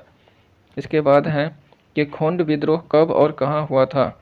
तो खोंड विद्रोह जो है उड़ीसा में हुआ था 1914 ईस्वी में। याद रखना फ्रेंड्स, यह दोनों प्रश्न काफ़ी महत्वपूर्ण हैं। किसान दिवस 1 सितंबर 1936 को मनाया गया और खोंड विद्रोह कब हुआ? 1914 ईस्वी में उड़ीसा में हुआ था खोंड विद्रोह। इसके बाद है बम्बई में लाला लाजपत राय की अध्यक्षता में all India trade union Congress की स्थापना कब हुआ? 31 अक्टूबर 1920 ईस्वी को। तो 31 अक्टूबर 1920 ईस्वी को बम्बई में लाला लाजपत राय की अध्यक्षता में all India trade union Congress की स्थापना की गई। इसके बाद है all India trade union federation की स्थापना किसने की? MN जोशी ने की। यहाँ पे ऊपर में था कि all India trade union Congress और यहाँ पे है all India trade union federation की स्थापना किसने की? MN जोशी ने की। फेडरेशन की बात आए तो MN जोशी, और अगर कांग्रेस की बात आए all India trade union Congress की बात आए तो लाला लाजपत। और यहाँ पे प्रश्न है रेड, यहाँ पे रेड है, रेड। तो याद रखना फ्रेंड्स, कंफ्यूज नहीं होना है। यहाँ पे कहते हैं कि रेड ट्रेड यूनियन कांग्रेस की स्थापना 1931 में की गई। रेड ट्रेड यूनियन कांग्रेस की स्थापना 1931 में की गई। इसके बाद है आदिवासियों का रंपा विद्रोह कब हुआ? 1916 ईस्वी में। आदिवासियों का रंपा विद्रोह, सीधी सी बात है, सीधी से प्रश्न है कि रंपा विद्रोह कब हुआ? 1916 ईस्वी में। सीधे से प्रश्न आता है तो आपको याद रखना है, रंपा विद्रोह की बात करें तो 1916 ईस्वी में हुआ था। इसके बाद है जतरा भगत के नेतृत्व में टाना भगत आंदोलन कहाँ हुआ? झारखंड में ओरांव जनजातियों के द्वारा हुआ था, छोटा नागपुर में। कहते हैं कि झारखंड में हुआ था कौन सा? टाना भगत आंदोलन। यहाँ पे याद रखना फ्रेंड्स, जतरा भगत के नेतृत्व में टाना भगत आंदोलन जतरा भगत के नेतृत्व में हुआ था झारखंड में। झारखंड की बात करें तो कहाँ हुआ था? झारखंड के छोटा नागपुर पठार में एक ओरांव जनजातियों के द्वारा हुआ था। इसके बाद है लैंड होल्डर सोसाइटी, जिसको जमींदार सभा कहते हैं, की स्थापना कब और कहाँ हुआ? 1837 कलकत्ता में। लैंड होल्डर्स सोसाइटी की स्थापना 1837 में कलकत्ता में हुआ था। बंगाल ब्रिटिश इंडिया सोसाइटी की स्थापना कब हुई? 1843 बंगाल में। याद रखना friends, Bengal British India society की स्थापना कब हुई? 1843 बंगाल में। पूना सार्वजनिक सभा की स्थापना 1870 ईस्वी में हुआ था। पूना सार्वजनिक सभा की स्थापना 1870 ईस्वी में हुआ था। इसके बाद है आर्म्स एक्ट तथा इल्बर्ट बिल किसके काल में आया? लिटन तथा रिपन के काल में आया था। आर्म्स एक्ट तथा इल्बर्ट बिल किसके काल में आया था? तो लिटन और रिपन के काल में। यहाँ पे दो प्रश्न है, दोनों प्रश्न आपको याद रखना है फ्रेंड्स। इसलिए मैं कहता हूँ कि वन लाइनर प्लस में जो है एक ही प्रश्न में आपको कई सारे प्रश्न मिल जाएंगे। तो यहाँ पे दो प्रश्न है, यहाँ पे आपको याद रखना है। आर्म्स एक्ट की बात करें तो आर्म्स एक्ट आया था लिटन के काल में, और अगर इल्बर्ट बिल की बात करें तो इल्बर्ट बिल आया था रिपन के काल में। ये दो प्रश्न आपको याद रखना है। इसके बाद है कांग्रेस की स्थापना कब और किसने की? काफ़ी महत्वपूर्ण प्रश्न है फ्रेंड्स, ये काफ़ी पूछा जाता है, VVI प्रश्न है, आपको याद रखना है। कांग्रेस की स्थापना की बात करते हैं यहाँ पे, तो कांग्रेस की स्थापना की बात करें तो कांग्रेस की स्थापना 28 दिसंबर 1885 को A.O. होम के द्वारा किया गया था। इसके प्रथम अध्यक्ष की बात करें तो व्योमेश चंद्र बनर्जी थे। याद रखना है फ्रेंड्स, आपको फिर से बता दूं कि कांग्रेस की स्थापना 28 दिसंबर 1885 को A.O. होम के द्वारा किया गया था। प्रथम अध्यक्ष की बात करें तो व्योमेश चंद्र बनर्जी थे। इसके बाद है poverty and un British rule in India, पुस्तक के लेखक कौन है? Dadabhai Naoroji. Poverty and un British rule in India के लेखक कौन है? दादा भाई नौरोजी। धन निष्कासन का सिद्धांत किसने दिया था? दादा भाई नौरोजी ने दिया था। ये सब काफ़ी महत्वपूर्ण प्रश्न है, ये याद रखना है आपको। Poverty and un British rule in India के लेखक दादा भाई नौरोजी। धन निष्कासन का सिद्धांत भी दिया था, दादा भाई नौरोजी ने दिया था। इसके बाद है कांग्रेस की स्थापना किसके काल में हुआ? डफरिन के काल में हुआ था। ये भी काफ़ी महत्वपूर्ण प्रश्न है, ये VVI है, याद रखना है आपको। कांग्रेस की स्थापना जो हुई थी वह डफरिन के काल में हुआ था। उस समय के जो है ये थे डफरिन थे। इसके बाद है बंगाल विभाजन कब हुआ था? 1905 करजन के काल में हुआ था। तो ये बंगाल विभाजन आपने ऊपर भी पढ़ चुके हैं, जो है 1905 ईस्वी में बंगाल विभाजन हुआ था और किसके काल में हुआ था? करजन के काल में हुआ था। इसके बाद है कांग्रेस का विभाजन कब हुआ? 1907 सूरत अधिवेशन में हुआ। कांग्रेस का विभाजन कब से माना जाता है? कांग्रेस का विभाजन कहते हैं 1907 में सूरत अधिवेशन से हुआ था। कांग्रेस का अधिवेशन था सूरत अधिवेशन 1907 ईस्वी में। कब था? 1907 ईस्वी में सूरत अधिवेशन से कांग्रेस का विभाजन हो जाता है और एक गर्म दल और नरम दल में बट जाते हैं। तो यहाँ पे देखते हैं सूरत अधिवेशन 1907 में 7 के बाद कांग्रेस का विभाजन किन दो दलों में हो जाता है? गर्मपंथी और नरमपंथी, जिसको हम बोलते हैं गर्म दल और नरम दल बोलते हैं। गर्म दल और नरम दल 1907 सूरत अधिवेशन, कांग्रेस का विभाजन, याद रखना आपको, काफ़ी महत्वपूर्ण है। इसके बाद है गर्मपंथी दल या गर्म दल के नेता कौन कौन थे?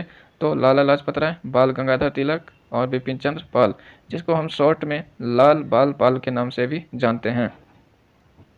याद रखना है फ्रेंड्स, लाल बाल पाल के नाम से कौन कौन जाने जाते हैं? लाल का तात्पर्य है लाला लाजपत राय, बाल का तात्पर्य है बाल गंगाधर तिलक और पाल का तात्पर्य है बिपिन चंद्र पाल।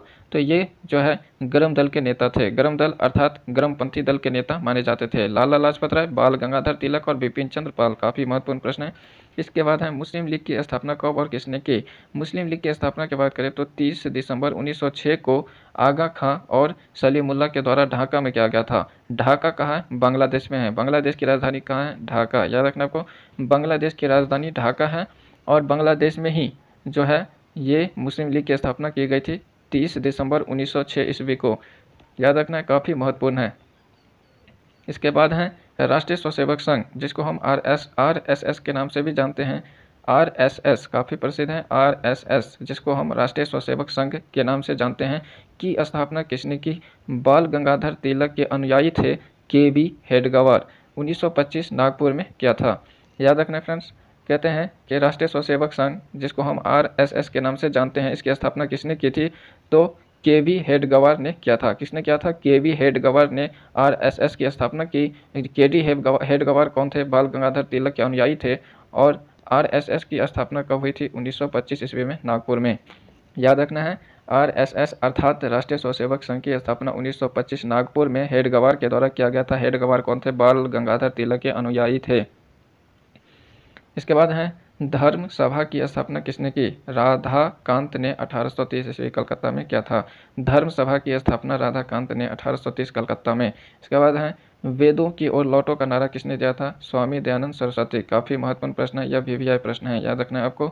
यह VVI प्रश्न है, याद रखना है आपको। वेदों की ओर लौटो का नारा किसने दिया था? स्वामी दयानंद सरस्वती के द्वारा दिया गया था।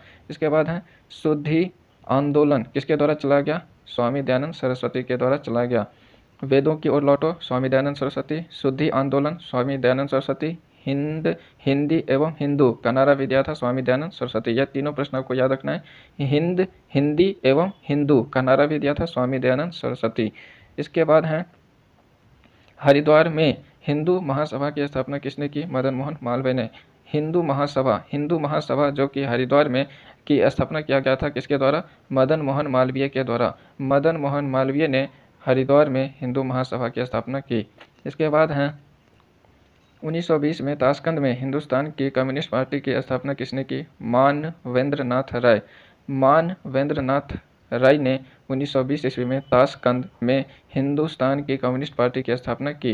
इसके बाद हैं 1925 में कानपुर में भारतीय कम्युनिस्ट पार्टी की स्थापना किसने की? सत्यभक्त ने। याद रखना फ्रेंड्स, ये सब कुछ महत्वपूर्ण पार्टी हैं जो अक्सर एग्जाम में पूछा जाता है। सत्यभक्त ने 1925 ईस्वी में कानपुर में भारतीय कम्युनिस्ट पार्टी की स्थापना की। इसके बाद है 1939 में फॉरवर्ड ब्लॉक की स्थापना किसने की? सुभाष चंद्र बोस। ये काफ़ी VVI प्रश्न है, याद रखना है आपको। तो ये फॉरवर्ड ब्लॉक की बात करें तो आपको पूछ सकता है कि फॉरवर्ड ब्लॉक की स्थापना किसने की? सुभाष चंद्र बोस। अगर ईस्वी की बात करें, फॉरवर्ड ब्लॉक की स्थापना कब हुई? 1939 ईस्वी में। किसके द्वारा? सुभाष चंद्र बोस के द्वारा। इसके बाद है 1931 में बिहार समाजवादी दल की स्थापना किसने की? जयप्रकाश नारायण। जयप्रकाश नारायण जिसने संपूर्ण क्रांति का नारा दिया था, संपूर्ण क्रांति का नारा दिया। और जो है इनकी बात करें तो बिहार समाजवादी दल की स्थापना करी थी 1931 ईस्वी में। 1931 में बिहार समाजवादी दल की स्थापना किसने की? जयप्रकाश नारायण। इसके बाद हैं औद्योगिक क्रांति सबसे पहले कहाँ हुई? इंग्लैंड में। यह 3 बार आ चुका है, अब से लेकर जो है 3 बार आ चुका है। कि औद्योगिक क्रांति सबसे पहले कहाँ हुई? इंग्लैंड में। अगर बात करें औद्योगिक क्रांति की तो औद्योगिक क्रांति 1688 ईस्वी में जो है सबसे पहले कहाँ हुई थी? इंग्लैंड में हुई थी। इसके बाद है पहला वाष्प इंजन का आविष्कार टॉमस न्यूकॉम। पहला वाष्प इंजन का आविष्कार किसने किया था? टॉमस न्यूकॉम ने। संशोधित वाष्प इंजन के आविष्कारक कौन है? जेम्स वाट, 1769 ईस्वी में। तो फ्रेंड्स आपने जो है सुना होगा कि वाष्प इंजन का आविष्कार किसने किया? जेम्स वाट ने किया। अगर बात करें पहले वाष्प इंजन की तो पहला वाष्प इंजन जो है टॉमस न्यूकॉम ने दिया था। इसके बाद जो है इसमें संशोधित करके जेम्स वाट ने 1769 ईस्वी में जो है वाष्प इंजन का आविष्कार किया। तो अगर सीधे से पूछे कि वाष्प इंजन का आविष्कार किसने किया तो किसने किया? जेम्स वाट ने किया। इसलिए नहीं पूछा जाता है, नाम आपको याद रखना है। वाष्प इंजन किसका आविष्कारक कौन है? James Watt. लोहा को कठोर बनाने का तरीका किसने खोजा? बेसेमर ने खोजा था। लोहा को कठोर बनाने का तरीका बेसेमर के द्वारा खोजा गया। लोहा गलाने की प्रक्रिया की खोज किसने की? अब्राहम डर्बी ने की। तो अब्राहम डर्बी थे, उन्होंने लोहा गलाने की प्रक्रिया की खोज की थी। इसके बाद है सेफ्टी लैंप का आविष्कार किसने किया था? हम्फ्री डेवी ने किया था 1815 ईस्वी में। सेफ्टी लैंप का आविष्कार हम्फ्री डेवी के द्वारा किया गया था 1815 ईस्वी में, और यह काफ़ी फायदेमंद रहा खदानों में काम करने वाले मजदूरों के लिए, क्योंकि खदानों में मीथेन गैस के कारण अक्सर आग लगने की घटना होती थी। इससे सेफ्टी लैंप की सहायता से जो है इसमें सुरक्षित काम किया जाने लगा, और इसके खोजकर्ता कौन थे? हम्फ्री डेवी 1815 ईस्वी में खोज किया था, सेफ्टी लैंप का आविष्कार किया था। इसके बाद में वाष्प चालित रेल इंजन का आविष्कार जॉर्ज स्टीफेंसन ने किया था। वाष्प चालित रेल इंजन का आविष्कार किसने किया था? जॉर्ज स्टीफेंसन ने किया था। वाष्प चालित पानी का जहाज का आविष्कार किसने किया था? रॉबर्ट फुल्टन ने किया था। याद रखना फ्रेंड्स, यहाँ पे दोनों प्रश्न मैं आपको एक बार फिर से बता दूं। वाष्प चालित रेल इंजन की बात करें तो जॉर्ज स्टीफेंसन, और वाष्प चालित पानी की जहाज की बात करें तो रॉबर्ट फुल्टन ने किया था। रॉबर्ट फुल्टन, जहाज की बात करें फुल्टन। इसके बाद है चार्टिस्ट आंदोलन कहाँ हुआ था? इंग्लैंड में हुआ था 1838 ईस्वी में। ये भी पीछे आ चुका है। इंग्लैंड के लंदन में 1838 ईस्वी में चार्टिस्ट आंदोलन हुआ था। इसके बाद है प्लासी का युद्ध कब हुआ था? 1757 ईस्वी में प्लासी का युद्ध हुआ था। प्लासी का युद्ध यह VVI है, याद रखना है आपको।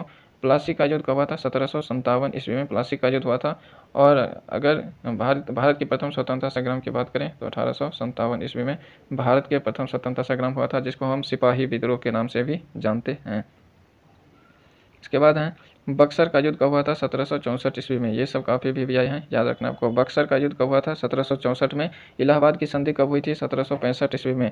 इलाहाबाद की संधि 1765, याद रखना है। इसके बाद है कर्नाटक युद्ध। तो 3 कर्नाटक युद्ध कब कब हुआ था?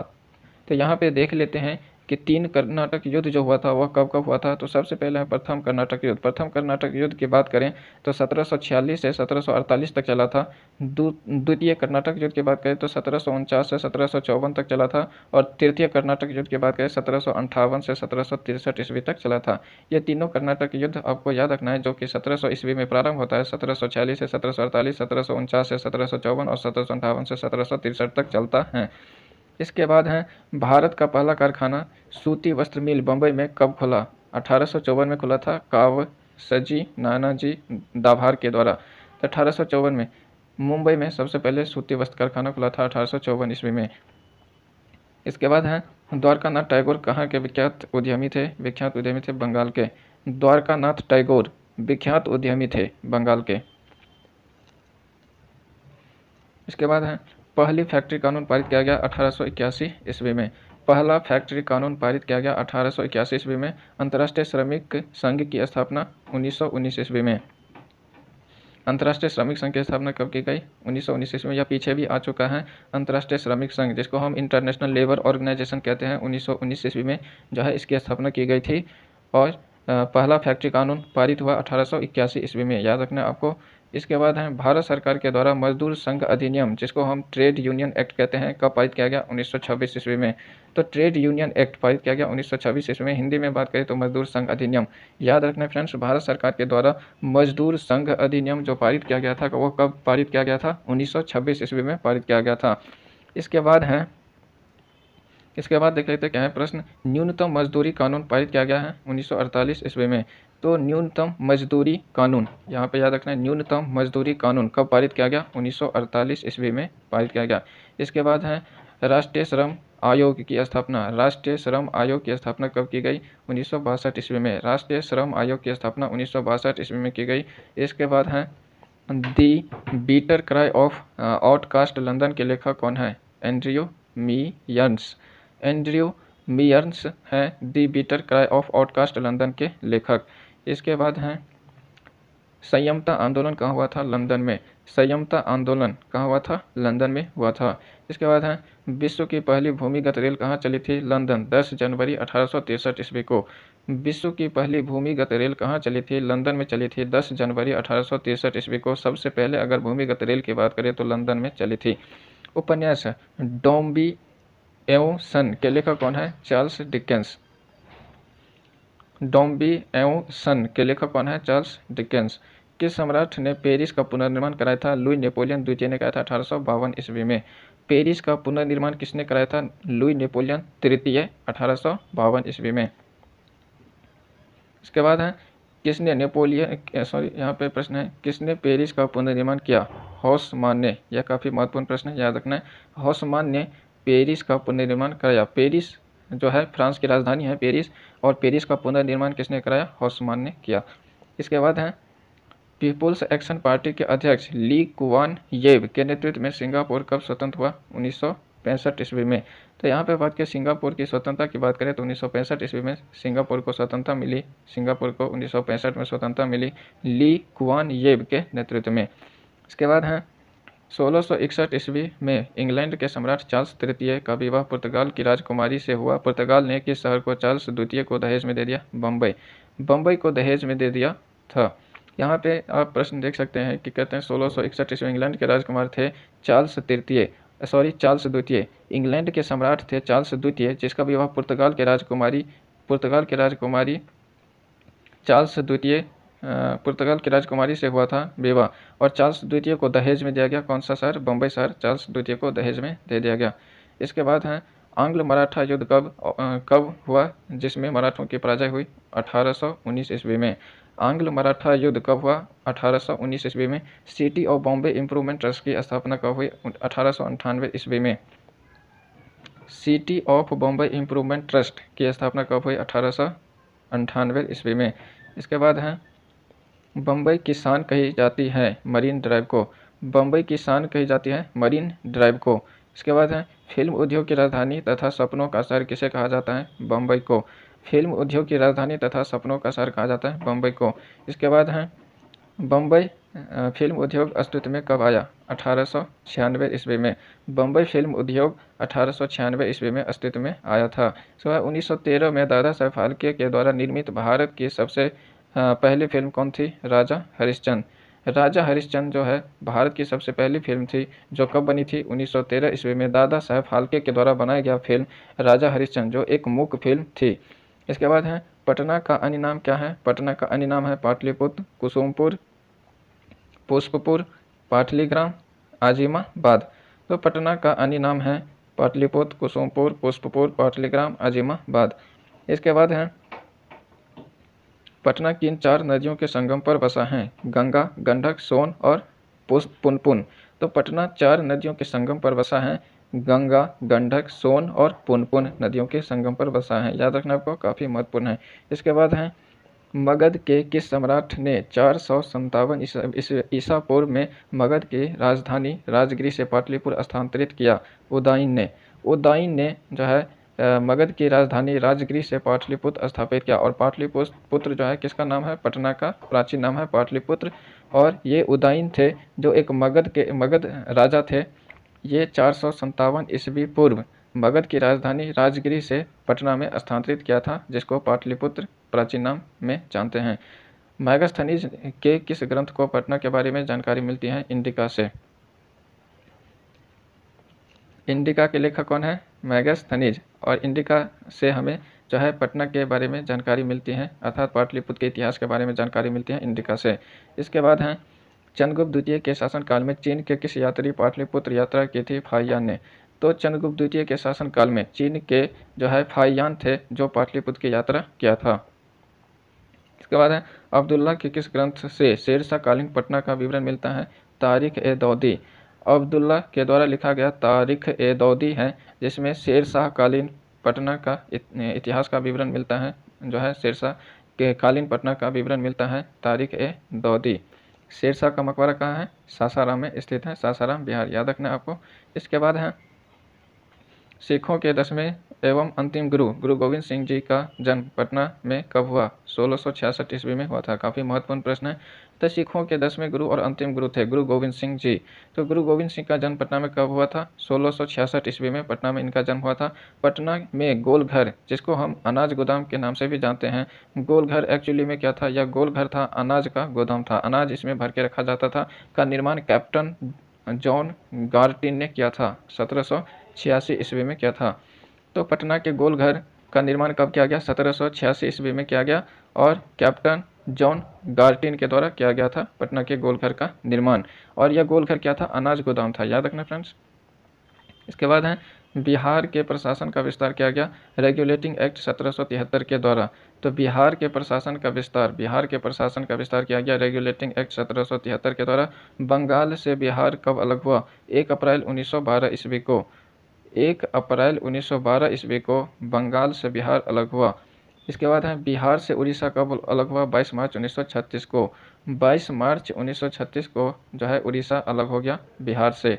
इसके बाद है बिहार से झारखंड कब अलग हुआ? 15 नवंबर 2000 ईस्वी को। अर्थात झारखंड का निर्माण 15 नवंबर 2000 ईस्वी को किया गया। झारखंड एक अलग राज्य बना बिहार से जो है अलग होकर के 15 नवंबर 2000 ईस्वी को। भारत में पहली बार धुआं निरोधक कानून कब पारित किया गया? 1863 कलकत्ता में।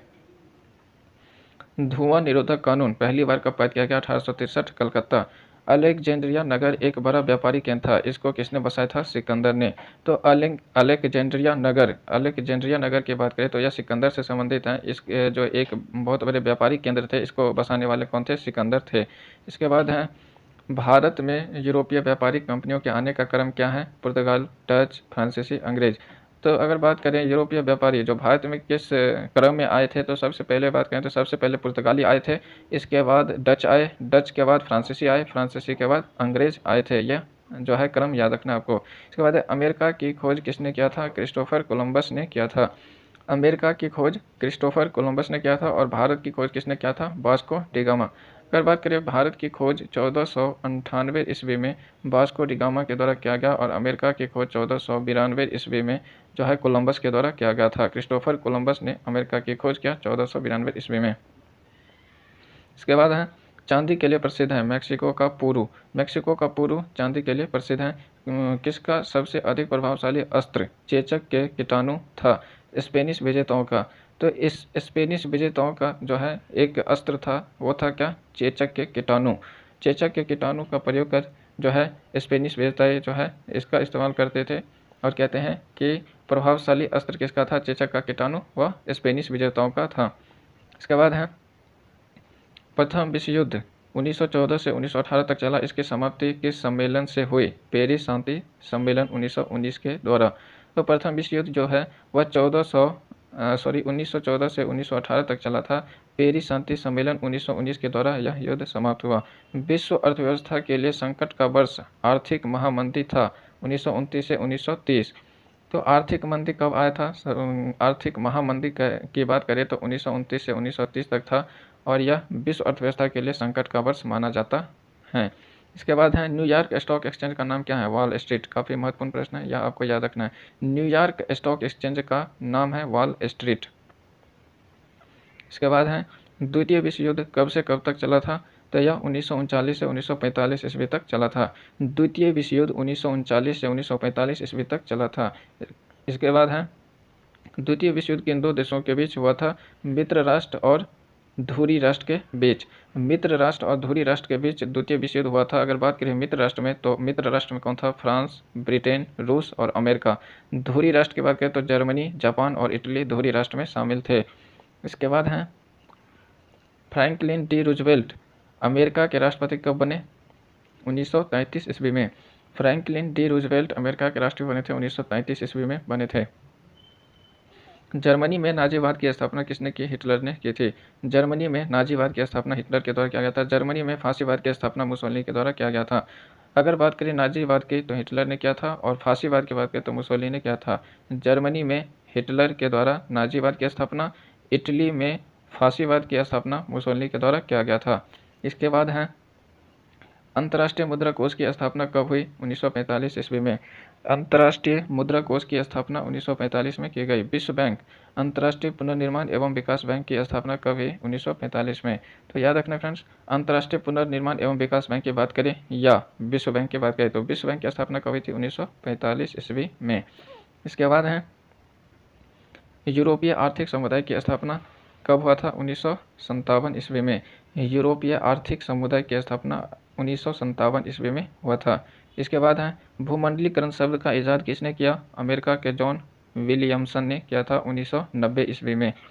तो भूमंडलीकरण शब्द का इजाद किया था विलियमसन ने 1990 ईस्वी में, अमेरिका के थे।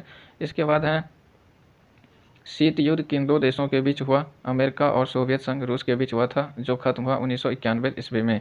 शीत युद्ध अमेरिका और रूस के बीच हुआ था, 1991 में खत्म हुआ। इसके बाद है विश्व व्यापार संगठन वर्ल्ड ट्रेड ऑर्गेनाइजेशन की स्थापना कब हुई? 1995, मुख्यालय जेनेवा में स्थित है। यह काफ़ी महत्वपूर्ण प्रश्न है, याद रखना आपको। विश्व व्यापार संगठन की स्थापना की बात करें तो 1995 में हुआ था और इसका मुख्यालय कहाँ है? जेनेवा में स्थित है।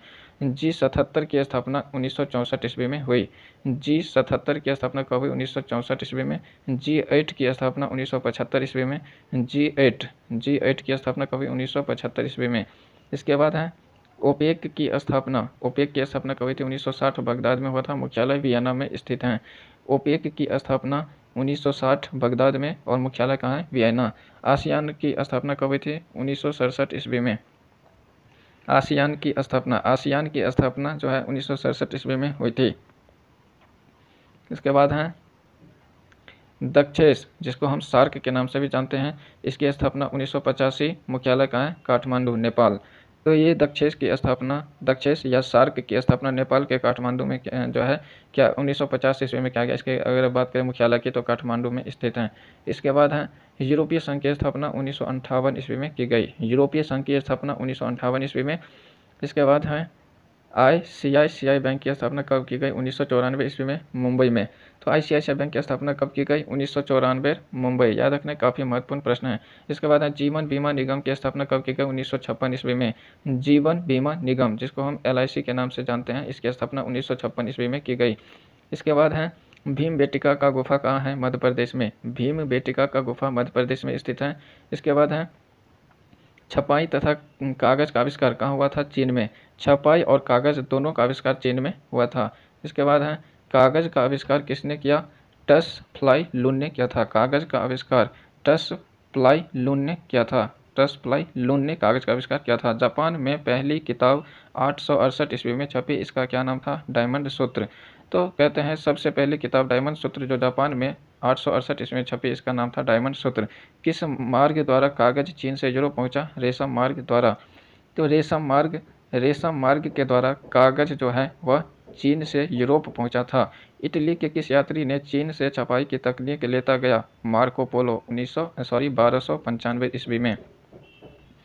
तो जो है आपने ऊपर पढ़ा कि जो है छपाई का जो है सबसे पहले छपाई खाना का आविष्कार सबसे पहले कहाँ हुआ था? चीन में हुआ था।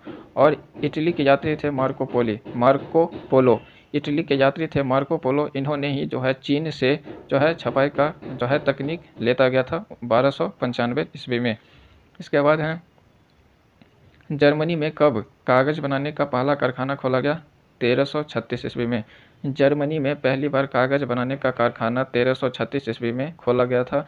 कागज़ और छपाई का जो है सबसे पहले कारखाना कहाँ था?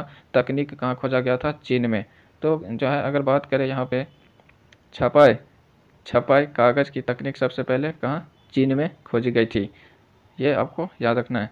इसके बाद प्रश्न है कि छापाखाना का आविष्कार किसने किया था? जर्मनी के योहान गुटेनबर्ग 1448 ईस्वी में।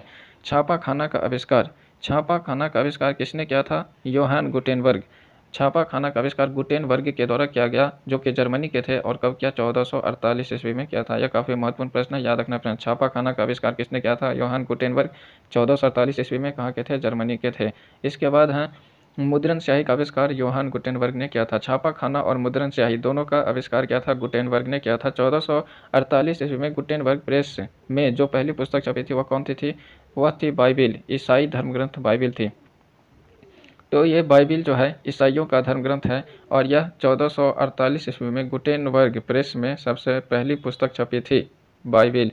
इसके बाद है पुर्तगाल में मुद्रण कब शुरू हुआ? 1544 ईस्वी में। पुर्तगाल में मुद्रण कब शुरू हुआ? 1544 ईस्वी में शुरू हुआ। इसके बाद है मार्टिन लूथर का जन्म कब हुआ? 1483 ईस्वी में जर्मनी में। मार्टिन लूथर का जन्म 1483 जर्मनी में हुआ था। धर्म सुधार आंदोलन का अग्रदूत या प्रातःकालीन तारा किसे कहा जाता है? जॉन विक्लिफ को कहा जाता है। धर्म सुधार आंदोलन का अग्रदूत या प्रातःकालीन तारा कहा जाता है जॉन विक्लिफ को।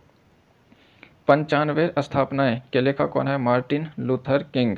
मार्टिन लूथर को 95 स्थापनाएं के लेखक कहा जाता है। 95 स्थापनाएं के लेखक कहा जाता है मार्टिन लूथर को। इसके बाद है मुद्रण ईश्वर की दी हुई महानतम देन है, सबसे बड़ा तोहफा है, किसने कहा था? मार्टिन लूथर ने कहा था। तो मार्टिन लूथर ने ही कहा था कि मुद्रण जो है वह ईश्वर की दी हुई महानतम देन है, सबसे बड़ा तोहफा है, किसने कहा था? मार्टिन लूथर ने कहा था। और 95 स्थापनाएं किसके हैं? मार्टिन लूथर किंग के हैं। इसके बाद हैं स्पिरिट ऑफ लॉज के लेखक कौन है? मॉन्टेस्क्यू। स्पिरिट ऑफ लॉ के लेखक कौन है? मॉन्टेस्क्यू। इसके बाद हैं लेटर्स फिलोसोफिक्स के लेखक कौन है? वॉल्टेयर। लेटर्स फिलोसोफिक्स के लेखक कौन है? वॉल्टेयर हैं। इसके बाद हैं सोशल कॉन्ट्रैक्ट के लेखक कौन है? रूसो। सोशल कॉन्ट्रैक्ट के लेखक रूसो हैं जो कि फ्रांस के थे। याद रखना friends, social contract Rousseau France के थे। मेरा बचपन और मेरा विश्वविद्यालय के लेखक कौन है? Maxim Gorky. कहाँ के थे? रूसी लेखक थे। मेरा बचपन और मेरा विश्वविद्यालय, मेरा बचपन और मेरा विश्वविद्यालय के लेखक मैक्सिम गोर्की रूसी लेखक थे। इसके बाद हैं आधुनिक भारतीय प्रेस का आरंभ कब से माना जाता है? 1768 विलियम बोल्ट्स द्वारा प्रकाशित समाचार पत्र से। तो आधुनिक भारतीय प्रेस का आरंभ 1768 ईस्वी विलियम बोल्ट्स के द्वारा प्रकाशित समाचार पत्र से माना जाता है। याद रखना है आपको। इसके बाद है पत्र पत्रिकाएं समाचार पत्र तथा उनके लेखक। तो पत्र पत्रिकाएं समाचार पत्र से अक्सर एग्जाम में पूछा जाता है प्रश्न। तो यहाँ पे देख लेते हैं किस समाचार या पत्र पत्रिकाएं के लेखक कौन हैं। तो सबसे पहला है बंगाल गजट। बंगाल गजट अंग्रेजी के लेखक कौन है? जेम्स ऑगस्टस हिक्की 1780 ईस्वी में। Bengal gazette James Augustus Hicky 1780। इसके बाद है बंगाल गजट देसी भाषा में ये गंगाधर भट्टाचार्य 1816 ईस्वी में भारतीयों के द्वारा प्रकाशित पहला समाचार पत्र था। तो यहाँ पे जो है प्रश्न याद रख सकते हैं फ्रेंड्स, भारतीयों के द्वारा प्रकाशित पहला समाचार पत्र कौन था? बंगाल गजट, जो कि देसी भाषा में प्रकाशित था। या भारतीयों के द्वारा प्रकाशित पहला समाचार पत्र कौन था? बंगाल गजट। याद रखना फ्रेंड्स, भारतीयों के द्वारा प्रकाशित पहला समाचार पत्र कौन था? बंगाल गजट 1816 ईस्वी में प्रकाशित। इसके बाद है संवाद कौमुदी, जो बांग्ला भाषा में था, राजाराम मोहन राय 1821 ईस्वी में। संवाद कौमुदी के संस्थापक या प्रकाशक कौन थे? राजाराम मोहन राय। संवाद कौमुदी राजाराम मोहन राय 1821। मिरात उल अखबार फारसी भाषा में राजाराम मोहन राय 1822 ईस्वी में। राजाराम मोहन राय के द्वारा संवाद कौमुदी, मिरात उल अखबार, राजाराम मोहन राय, इस दोनों के प्रकाशक कौन है? राजाराम मोहन राय 1821 1822। ब्राह्मणिकल मैगजीन अंग्रेजी में राजाराम मोहन राय 1822 ईस्वी में। फ्रेंड्स याद रखना है, संवाद कौमुदी, मिरात उल अखबार, ब्राह्मणिकल मैगजीन के सारे के प्रकाशक कौन है? राजाराम मोहन राय। बंगदत्त के प्रकाशक कौन है? द्वारकानाथ टैगोर, प्रसन्न कुमार टैगोर तथा राजाराम मोहन राय 1830 ईस्वी में। बंगदत्त द्वारकानाथ टैगोर, प्रसन्न कुमार टैगोर और राजाराम मोहन राय 1830 ईस्वी में। इसके बाद है इंडियन मिरर सुरेंद्रनाथ टैगोर और मनमोहन घोष के द्वारा। इंडियन मिरर सुरेंद्रनाथ टैगोर और मनमोहन घोष के द्वारा। बंगवासी किसके द्वारा प्रकाशित था? जोगेंद्रनाथ बोस के द्वारा 1881 ईस्वी में। इसके बाद है बंगवासी जोगेंद्रनाथ बोस। इसके बाद है कवि वचन सुधा तथा हरिश्चंद्र के प्रकाशक कौन है? भारतेंदु हरिश्चंद्र, बनारस से प्रकाशित होता था। तो कवि वचन सुधा और हरिश्चंद्र के प्रकाशक हैं भारतेंदु हरिश्चंद्र, बनारस से प्रकाशित होता है। प्रदीप के प्रकाशक कौन है? बालकृष्ण भट्ट। प्रदीप के प्रकाशक कौन है? बालकृष्ण भट्ट। भारत जीवन के प्रकाशक कौन है? रामकृष्ण वर्मा। भारत जीवन के प्रकाशक है रामकृष्ण वर्मा। इसके बाद है मराठा जो अंग्रेजी में प्रकाशित हुआ था के लेखक कौन है? बाल गंगाधर तिलक। 1881 ईस्वी बम्बई से प्रकाशित होता था बाल गंगाधर तिलक के द्वारा। तो याद रखना है मराठा बाल गंगाधर तिलक के द्वारा 1881 में। इसके बाद है ये केसरी मराठा के लेखक कौन है? तो केसरी मराठा के लेखक हैं बाल गंगाधर तिलक। ये 1881 ईस्वी में। केसरी मराठी के लेखक हैं बाल गंगाधर तिलक, 1881 बम्बई में। इसके बाद हैं इंदु प्रकाश के लेखक कौन है? एम.जी. रनाडे। इसके बाद है ये बॉम्बे क्रॉनिकल के फिरोज शाह मेहता। याद रखना फ्रेंड्स, ये सब काफ़ी महत्वपूर्ण प्रश्न है। ये सब समाचार पत्र याद रखना है, संबंध याद रखना है आपको। जो है मराठा बाल गंगाधर तिलक, केसरी बाल गंगाधर तिलक के द्वारा दोनों प्रकाशित था बम्बई से 1881 ईस्वी में। मराठा अंग्रेजी में जो है प्रकाशित हुआ था और केसरी मराठी में प्रकाशित हुआ था। इंदु प्रकाश एम.जी. रनाडे और बॉम्बे क्रॉनिकल फिरोज शाह मेहता के द्वारा प्रकाशित किया गया था। और जुगांतर अरविंद घोष के द्वारा प्रकाशित किया गया था। जुगांतर अरविंद घोष के द्वारा प्रकाशित। इसके बाद है वंदे मातरम वरिंद्र घोष के द्वारा प्रकाशित। गदर लाला हरदयाल सैन फ्रांसिस्को से प्रकाशित किया था। गदर के प्रकाशक कौन है? लाला हरदयाल सैन फ्रांसिस्को से प्रकाशित था। इसके बाद है न्यू इंडिया और कॉमनवेल्थ के लेखक कौन है? Annie Besant. न्यू इंडिया और Commonwealth Annie Besant. Young India और हरिजन के प्रकाशक महात्मा गांधी। यंग इंडिया हरिजन महात्मा गांधी। इंडिपेंडेंस मोतीलाल नेहरू। इंडिपेंडेंस के लेखक या प्रकाशक बोले तो कौन थे? मोतीलाल नेहरू। इंडिपेंडेंस मोतीलाल नेहरू। इसके बाद है आज तथा हिंदुस्तान टाइम्स। आज के प्रकाशक और हिंदुस्तान टाइम्स के प्रकाशक है के.एम. पन्नीकर। याद रखना फ्रेंड्स, आज के.एम. पन्नीकर और हिंदुस्तान टाइम्स इसके प्रकाशक के.एम. पन्नीकर। इसके बाद हैं दी फ्री प्रेस जर्नल के प्रकाशक कौन है? S Sadanand. The free press journal S Sadanand.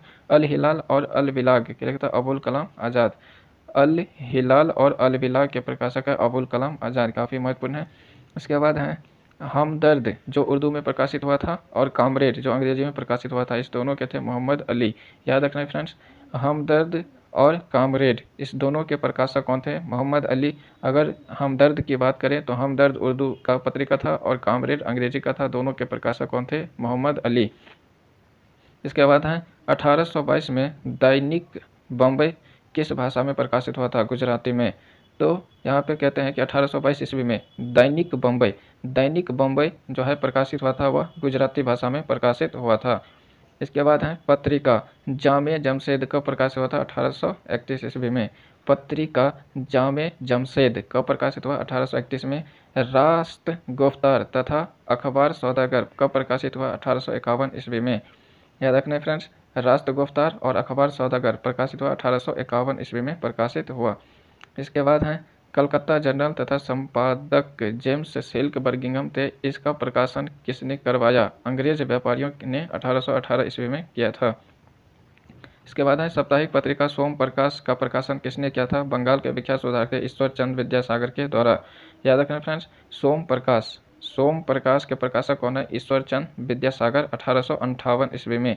1858 ईस्वी में ईश्वर चंद्र विद्यासागर के द्वारा सोम प्रकाश नामक पत्रिका का प्रकाशन किया गया, जो कि बंगाल के विख्यात सुधारक थे। इसके बाद हैं बांग्ला भाषा में दैनिक समाचार पत्र सुलभ समाचार प्रकाशित किसने किया? केशव चंद्र सेन के द्वारा किया गया था। केशव चंद्र सेन ने जो है सुलभ समाचार, याद रखना फ्रेंड्स, सुलभ समाचार केशव चंद्र सेन के द्वारा किया गया था, बांग्ला भाषा में किया गया था। इसके बाद हैं अंग्रेजी दैनिक समाचार पत्र हिंदू मद्रास कब से प्रकाशित किया गया? 1878 में। तो अंग्रेजी का जो है काफ़ी प्रसिद्ध समाचार पत्र है हिंदू। इसे हिंदू का प्रकाशन सबसे पहले 1878 ईस्वी से हुआ। इसके बाद है आधुनिक बिहार के निर्माता डॉक्टर सच्चिदानंद सिन्हा ने हिंदुस्तान रिव्यू का प्रकाशन कब किया? 1899 ईस्वी में। तो 1899 ईस्वी में सच्चिदानंद सिन्हा के द्वारा हिंदुस्तान रिव्यू का प्रकाशन किया गया था। कब किया गया था? तो ये 1899 ईस्वी में। इसके बाद हैं अंग्रेजी साप्ताहिक पत्रिका इंडिपेंडेंस का प्रकाशन किसने किया? M.N. राय ने किया। M.N. राय। अंग्रेजी का साप्ताहिक पत्रिका था इंडिपेंडेंट का प्रकाशन M.N. राय के द्वारा किया गया था।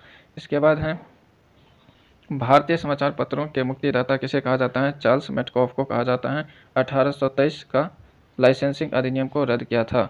इसके बाद है ये प्रश्न कहता है कि भारतीय समाचार पत्रों का मुक्तिदाता किसे कहा जाता है? चार्ल्स मेटकॉफ को। यह काफ़ी महत्वपूर्ण प्रश्न है, याद रखना आपको। यह VVI प्रश्न है। यह कहता है समाचार पत्रों का मुक्तिदाता, तो समाचार पत्रों का मुक्तिदाता कहा जाता है चार्ल्स मेटकॉफ को। चार्ल्स मेटकॉफ को किस लिए कहा जाता है समाचार पत्रों का मुक्तिदाता? क्योंकि 1823 का जो लाइसेंसिंग अधिनियम था इसको रद्द किया था। इसके बाद है वर्नाक्यूलर प्रेस एक्ट 1878 किसके द्वारा पारित किया गया था? लिटन के द्वारा। वर्नाक्यूलर प्रेस एक्ट 1878 में पारित किया गया था लिटन के द्वारा। ये सब कुछ समाचार पत्र और प्रेस से संबंधित जो है कानून थे। इसके बाद है लोकतंत्र का चौथा स्तंभ किसे कहा जाता है? प्रेस को। तो प्रेस को जो है लोकतंत्र का चौथा स्तंभ कहते हैं। हिंदू पैट्रियट का प्रकाशन किसने किया? मधुसूदन राय 1853 ईस्वी में। हिंदू पैट्रियट का प्रकाशन किसने किया? मधुसूदन राय 1853 ईस्वी में। इसके बाद है अमृत बाजार पत्रिका। अमृत बाजार पत्रिका जो भारत का सबसे पुराने अखबारों में से एक है का प्रकाशन कब हुआ? 1868 में शिशिर कुमार घोष और मोतीलाल घोष के द्वारा किया गया। अमृत बाजार पत्रिका का प्रकाशन 1868 ईस्वी में शिशिर कुमार घोष और मोतीलाल घोष के द्वारा किया गया था और ऐसा कहा जाता है कि भारत का सबसे पुराना अखबारों में से एक है अमृत बाजार पत्रिका। भारत को अंग्रेजों से आज़ादी कब मिली? 15 अगस्त 1947 को। यह आपको पता ही होगा कि भारत को अंग्रेजों से जो आज़ादी मिली वह 15 अगस्त 1947 को मिली थी। इसके बाद है भारत का संविधान कब लागू हुआ? 26 जनवरी 1950 को लागू हुआ। यहाँ पे जो है भारत का संविधान बनकर तैयार हो गया 26 नवंबर 1949 ईस्वी को भारत का संविधान बनकर तैयार हो गया। लेकिन लागू की बात करें तो भारत का संविधान कब लागू हुआ? 26 जनवरी 1950 को लागू हुआ। अगर बात करें तो कहता है कि प्रत्येक वर्ष गणतंत्र दिवस 26 जनवरी को मनाते हैं। तो प्रत्येक वर्ष जो गणतंत्र दिवस मनाते हैं 26 जनवरी को, इस दिन हमारा संविधान लागू हुआ था, इसलिए जो है 26 जनवरी को हम गणतंत्र दिवस और 15 अगस्त को हम स्वतंत्रता दिवस मनाते हैं। याद रखना है आपको। तो ये थे कुल 375 प्रश्न। तो यहाँ पे मैं आपको पूरे हिस्ट्री का जो है निचोड़ जो है आपके सामने रखा। एक तरह से यह काफ़ी महत्वपूर्ण नोट्स हैं जो आपके लिए काफ़ी जो है फ़ायदेमंद होगा बोर्ड परीक्षा के लिए। आपको यह वीडियो 2 से 3 बार देखना है एग्ज़ाम देने से पहले। अगर आपको यह वीडियो अच्छा लगा तो ब्राइट स्क्वाश यूट्यूब चैनल को ज़रूर सब्सक्राइब करें और इस वीडियो को शेयर करें ताकि अधिक से अधिक बच्चों को लाभ मिल